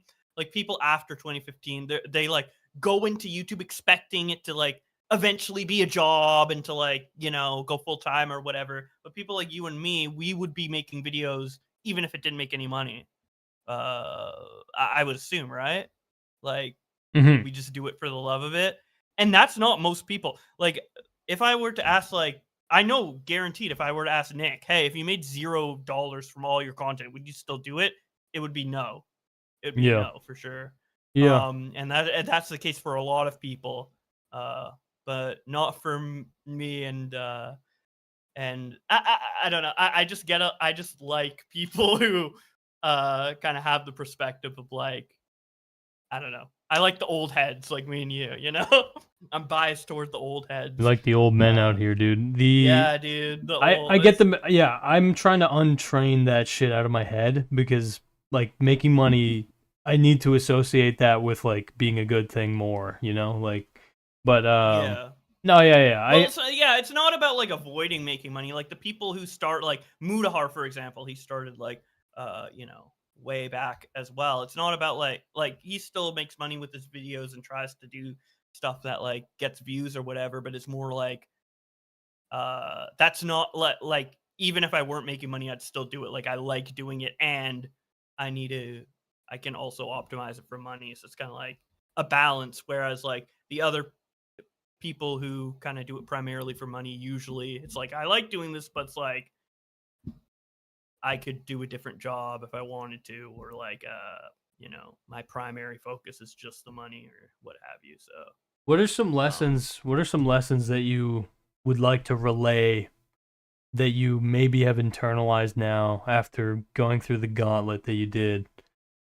Is there any takeaways you have to like move forward with? It's more me just realizing like that a lot of people don't just want to be entertained. They don't want like an answer, like they don't want something to be resolved. I see. Because like in my head, it was always like, okay, there's a drama. Let's discuss it. Let's like, farm it for a little bit. But at the end of the day, we can resolve it or whatever. Yeah. Even back in the day, like let's say Turkey Tom's pyro situation or whatever. Yeah. That happened, and then he took a break and came back, and a lot of people moved on. Whereas like nowadays, if that were to happen, I feel like people would be like still harping on it, like consistently, like making like a bunch of streams or whatever. Like, Right. Yeah. like stuff doesn't die as easily. Yeah, I get what you're saying. Yeah, that I think is real. I at least for me, I remember with my H3 videos, like I had a hard line where it was like, okay, I'm not talking about this again. But yeah, you're right. With the farming meta, there's definitely a kind of push to continue farming something because the algorithm almost like develops this little whirlpool effect where it like attracts more and more people to it and like it kind of compounds. Interesting. Yeah, That definitely existed back then, but now it's like almost amplified. Yeah, and that also kind of plays into the more like monetized focus YouTubers have now. Like, Yeah. Whereas with older drama, it's like, okay, let's get down to it. Let's like actually try to like make some points about it. And now it's just like okay, let's farm it for as much money we can make out of it. Yeah, I hear you. Yeah. Especially for people who've been doing drama for longer and longer, we start to care less and less as we grow up and as we do it longer. I agree. Yeah. Like we care about the drama less, we focus more on the money, and then we end up farming people instead of, taking like letting them like, come back or like redeem themselves or whatever. Like I feel like it's a lot more ruthless now, and I feel like from our perspective, it's kind of evolved in that way. And at least to me, before all this happened, I didn't really like consciously see that evolution. It didn't really dawn on me that we are more farming than solving until the drama with me, where I was trying to, make statements to try to end things, and people just used it as fuel, right? Mm-hmm. And it was definitely happening before, like the stuff happened with me, but I just wasn't as aware of it or conscious of it, because I, grew with the community over the past 5 years, so. Yeah, no, that's cool. So so no other lessons really right now, or what's? There's probably more, but okay, I don't know. I'd have to think about it. I wasn't planning to like. I didn't expect to like call it or whatever. So no, you're good. It's not like I have a script in my head or thoughts in my head, but it's basically like, yeah, like people aren't as willing to like listen to people's answers. People just take stuff to farm instead of actually thinking about what they're saying and like trying to be like, okay, well, let me give him benefit of the doubt here or whatever. Like, do you notice that almost nobody like gives benefit of the doubt anymore? Oh in, yes. Like, almost any scenario? Oh yes. 100%. People are ready to attack, dude. Like, and it's often like a bad faith interpretation or whatever. Like, I definitely have seen and observed that for sure. There's people who are worse with that, and there's people who are less, like aggressive or whatever. But there's definitely a certain spike in shoot first, ask questions later type of, like if someone says something, it's like, what the fuck? I can't believe you would say that, And like, I feel like because of all these takes and like this kind of team sports mentality or whatever, subconsciously, a lot of us, and I felt this pressure a lot too, and it's part of the reason why I kind of end up going like maybe a little nutto, like a small aspect of it. There's a lot of things, but like I felt like a lot of pressure to like give the right take. Like, what are the optics on this tweet? What is the right take on any little drama?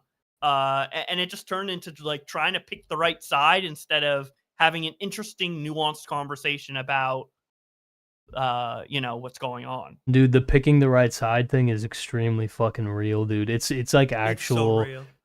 Especially I experienced it with the Hassan H3 thing. I was fucking reacting to H3's video, and I was really wanting H3 to, like, I was rooting for H3 the whole time, but I was also pushing back on some of the political points that he was making, especially there's literal misinformation in his video. Long story short, basically people saw that, like me just literally pointing out errors in fucking H3's video, and people assumed that to mean that I was a Hassan simp. You know what I mean? It's like, bro, Yeah. bruh, like it's like, bruh, like Yeah, it's I crazy. like please, can we separate ourselves from these fucking egos a little bit? Like it's so annoying to operate in their shadow. It's fucking cringe. I know, right? Yeah, and the pressure to pick a certain side, it just got like too much. Like I didn't want to fucking be like a politician, get the optics. I would always like second guess what I'm tweeting and stuff like that. Yeah. And you know, people like Nick still do it to this day, where they're doing like their fucking take or whatever. Like I saw him like I saw a tweet where he was responding to something, and then under it I think he was talking about King of Nothing, and then under it he was like, "Oh, this isn't a call to action, by the way." And I'm like, oh, like the so washing your tweets can hands be- type shit.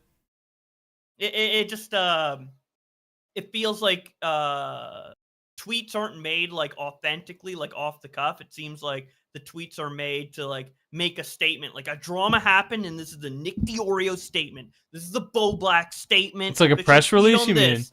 Yeah, like a press release. Yeah, Interesting. And it's just, and obviously, like it is a cross between authenticity, like just a random guy tweeting, and a press release. Like it's not like it's Right. completely corporate or anything like that. It's still coming from him, probably made like, you know, from a gut reaction and then translated into whatever the tweet ends up being. But it does feel a lot like you gotta have the right optics, you gotta have the right take, and just became too rigid and not like fun. And like, I don't know, like people, as he said, like get on you for like pointing out like little things that, you know, you might not overall agree with Hassan, but like you have some critiques of H3, and then it's like, oh, you're a Hassan simp, you know? It's like you're either on one side or the other. There's no nuance. Yeah, that's just especially annoying because it's like if you you know what I mean. It's like I have to align politically with H3 to like, or else I'm a Hassan simp. It's like, bro, come on, what the fuck? Yeah. But anyway,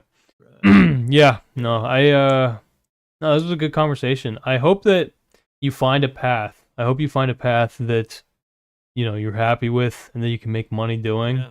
I'm still obviously pursuing that as well. So, you know, we both are on a mission here. But yeah, I'm hoping that we can reconvene at some point with both of us having a more clear-cut path forward, you know what I'm saying?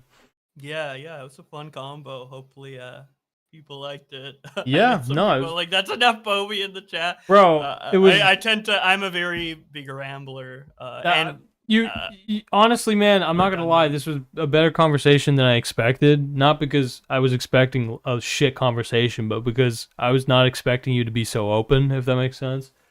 yeah. And yeah, I mean, I hope that this, like, the nonchalantness that you're exuding, I hope that translates to, you know, you catching stride, finding some content you're excited about, and fucking, you know, succeeding, man. Because yeah, your haters only win if you let them, bro. That's the truth. And I think it will. Just the disconnect is that like I'm having this kind of like more lax attitude, right? And then people are still reacting to me like I'm super, like making a super serious statement, or I'm going crazy or whatever. Like I made a post on my YouTube like joking about like Mario's going woke because there was like a women in like Mario Kart like little poster in the game, and then people were like, wow, you actually like taking it seriously, and like I don't know. So like I'm chill. I just got to get everybody else to chill, and I don't know how. But yeah, maybe this combo helped. It might get reacted to by some people, so I mean, there can be some clarity. I don't know what was nuclear about this. Maybe because you were talking about them, I guess. So it's like it could be farmed or something. But yeah, it could be. I mean, I think it'd be good content. I think it'd be.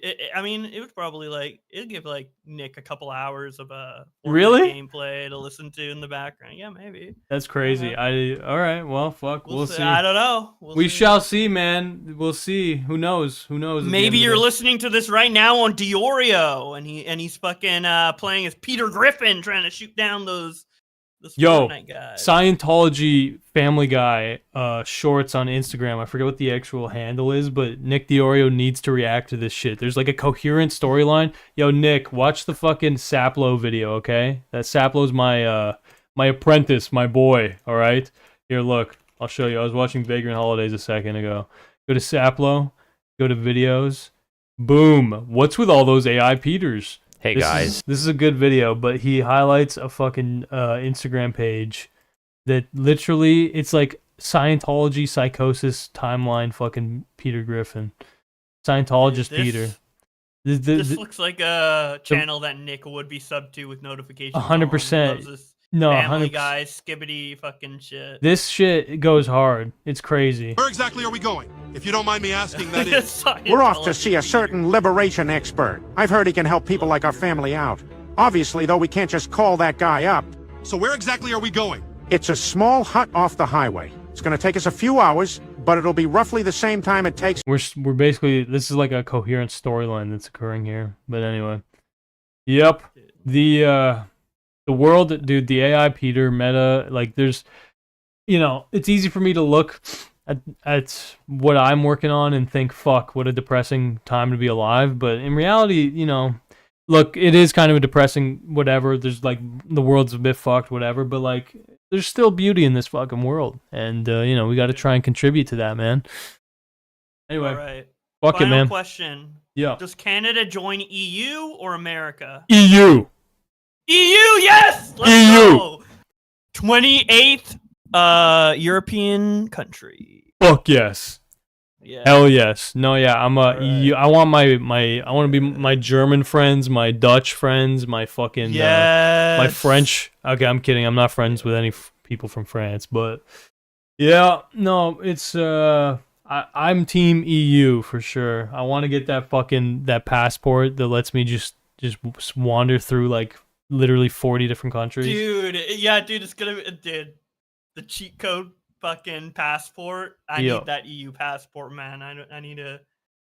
I'm with you. That'd be great. Yeah. Fuck America, man. Dude, fuck 51st Bro. state. They should give us Alaska. Why is that? They should. We need more Canada, respect. basically. We need more respect on our names, dude. We do.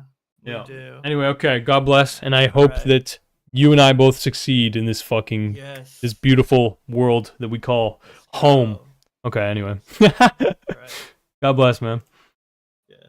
Yeah.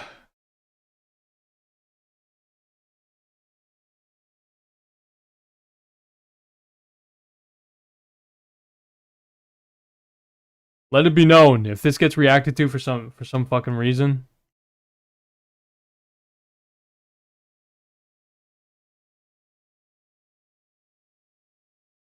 Sorry. I saw a message.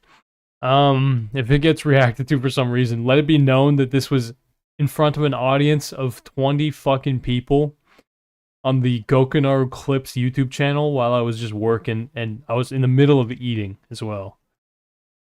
So it doesn't get lower stakes than this, man.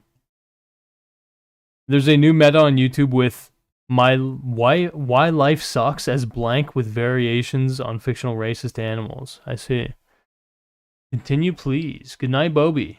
Hell yeah, let's get all those good night Bo Blacksons in the chat. I got my passport. I'm going to Italy, maybe. Still not sure. The West is getting to me. EU. Damn, I just sent you an AI beater video on IG too? Bro. I love them. I love them. John Doe, my boy. What are you exposing me to at early morning, Goku? Just some fresh Bo Blacks content. Saplo with the content. Yeah. I don't think there will be much to fucking farm from that, honestly.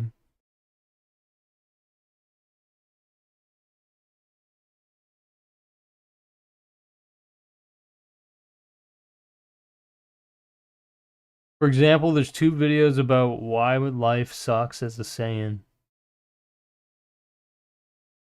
Huh. Okay. Let's see.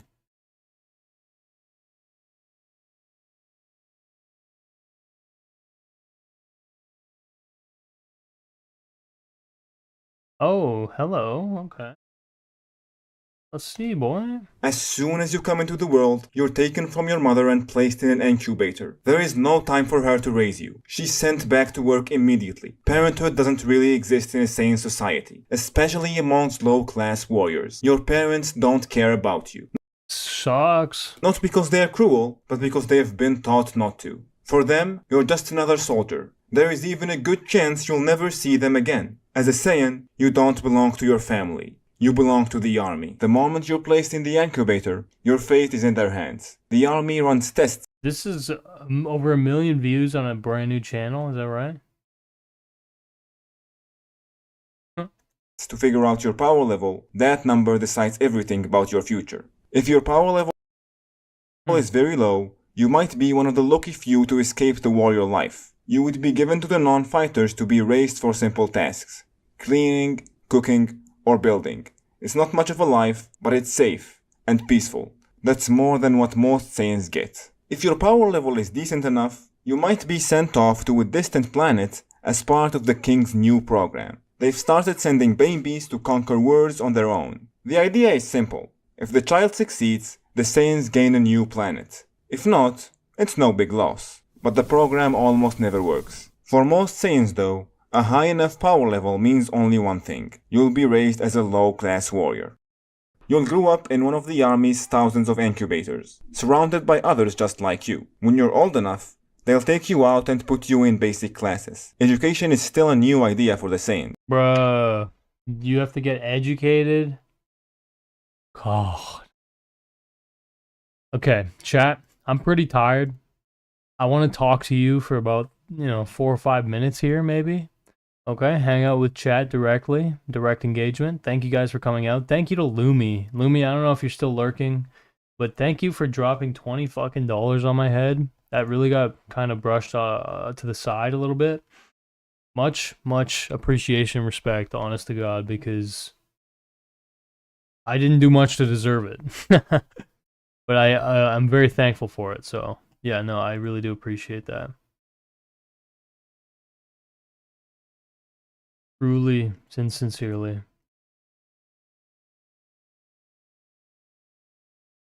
Chat, you got anything to say? Fucking dude, like we literally had like 16 people in here, and Bo Blacks was one of them. Bro, I really be getting some mythic fucking polls, dude.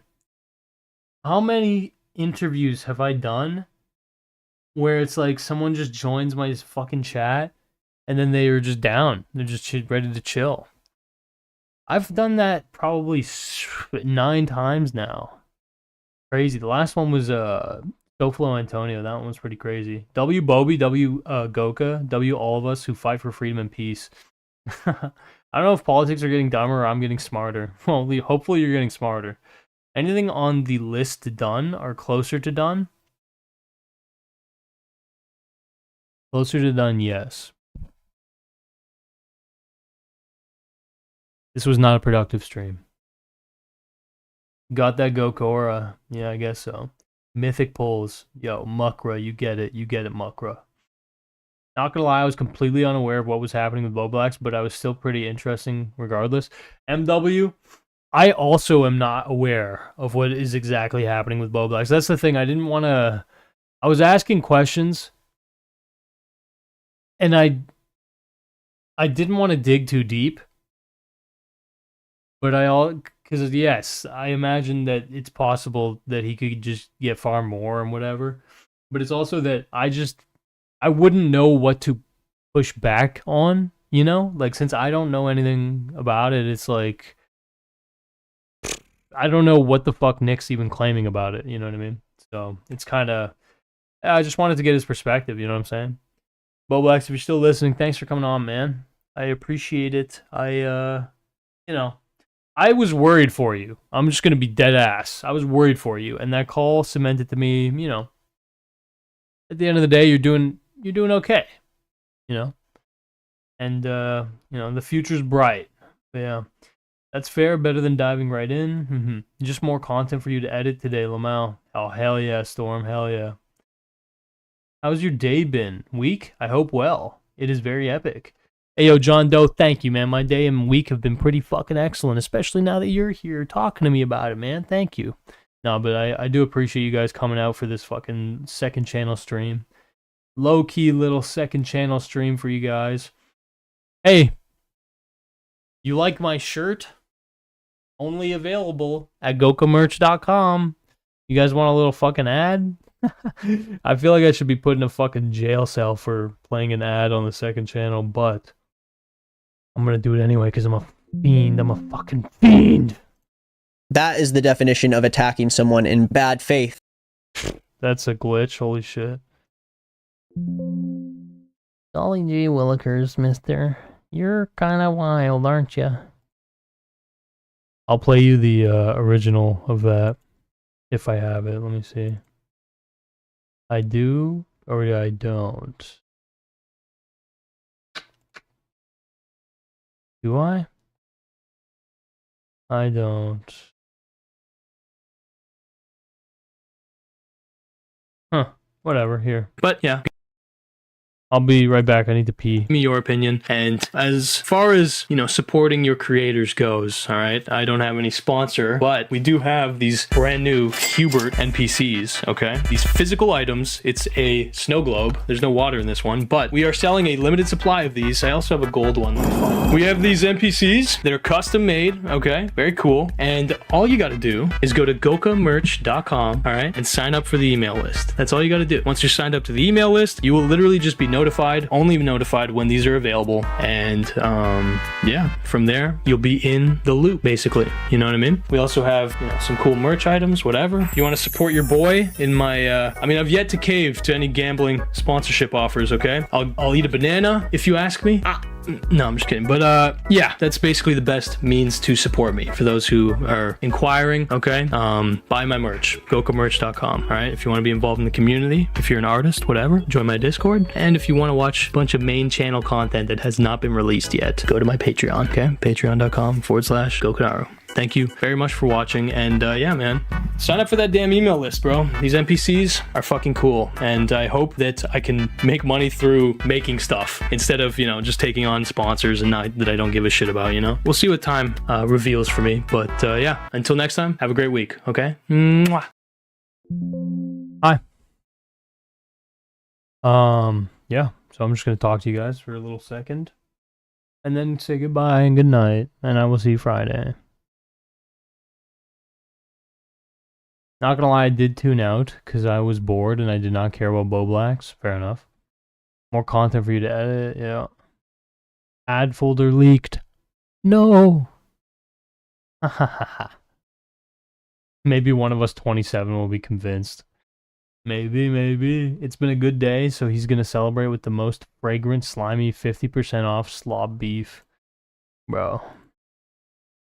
It's actually slop pork, okay? The beef is a bit too expensive. I'll take one Hubert and one t-shirt. Is the robot coming soon, Goka? Yeah? Thanks just sent it to my mailbox. Okay, you have 1 minute to ask me something. And then I say goodnight. Mwah. Even the Goka Clips live stream is crazy, bro. What can I say, man? What can I say? I'm just a wacky, crazy, goofy little guy who attracts wacky, crazy, goofy little guys. You know what I'm saying? Why do fish fart? Because they smell stinky. I don't know. Did you get anything productive done today? Yes. Can we get Bobby again next time? Maybe.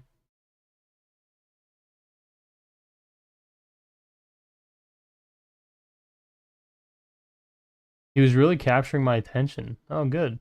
Why is your favorite character Anton Chigurh? Is it the hair? What are you talking about, Anton Chigurh?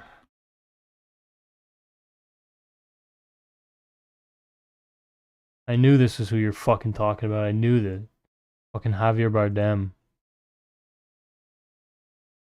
Is it because of the hair? Buddy. This is... Fuck. This is a real image of my father. Literally me, dude. Literally me. Anton, my goat. Blood says that looks like you. Goka, I want you to know that I believe that Hubert will someday be more valuable for resale than my original Press of God slap. Don't give up. Thank you, man. Yes! Honestly, not far off. Good night and cuddles. Okay. On that note, thank you. We just peaked in viewership at 30 people. And I have to say, good night to you all. And to all, a good night. Have an excellent week, an excellent day, and yeah. Thank you for spending your time with me. Mwah. I have a friend who is obsessed with that movie.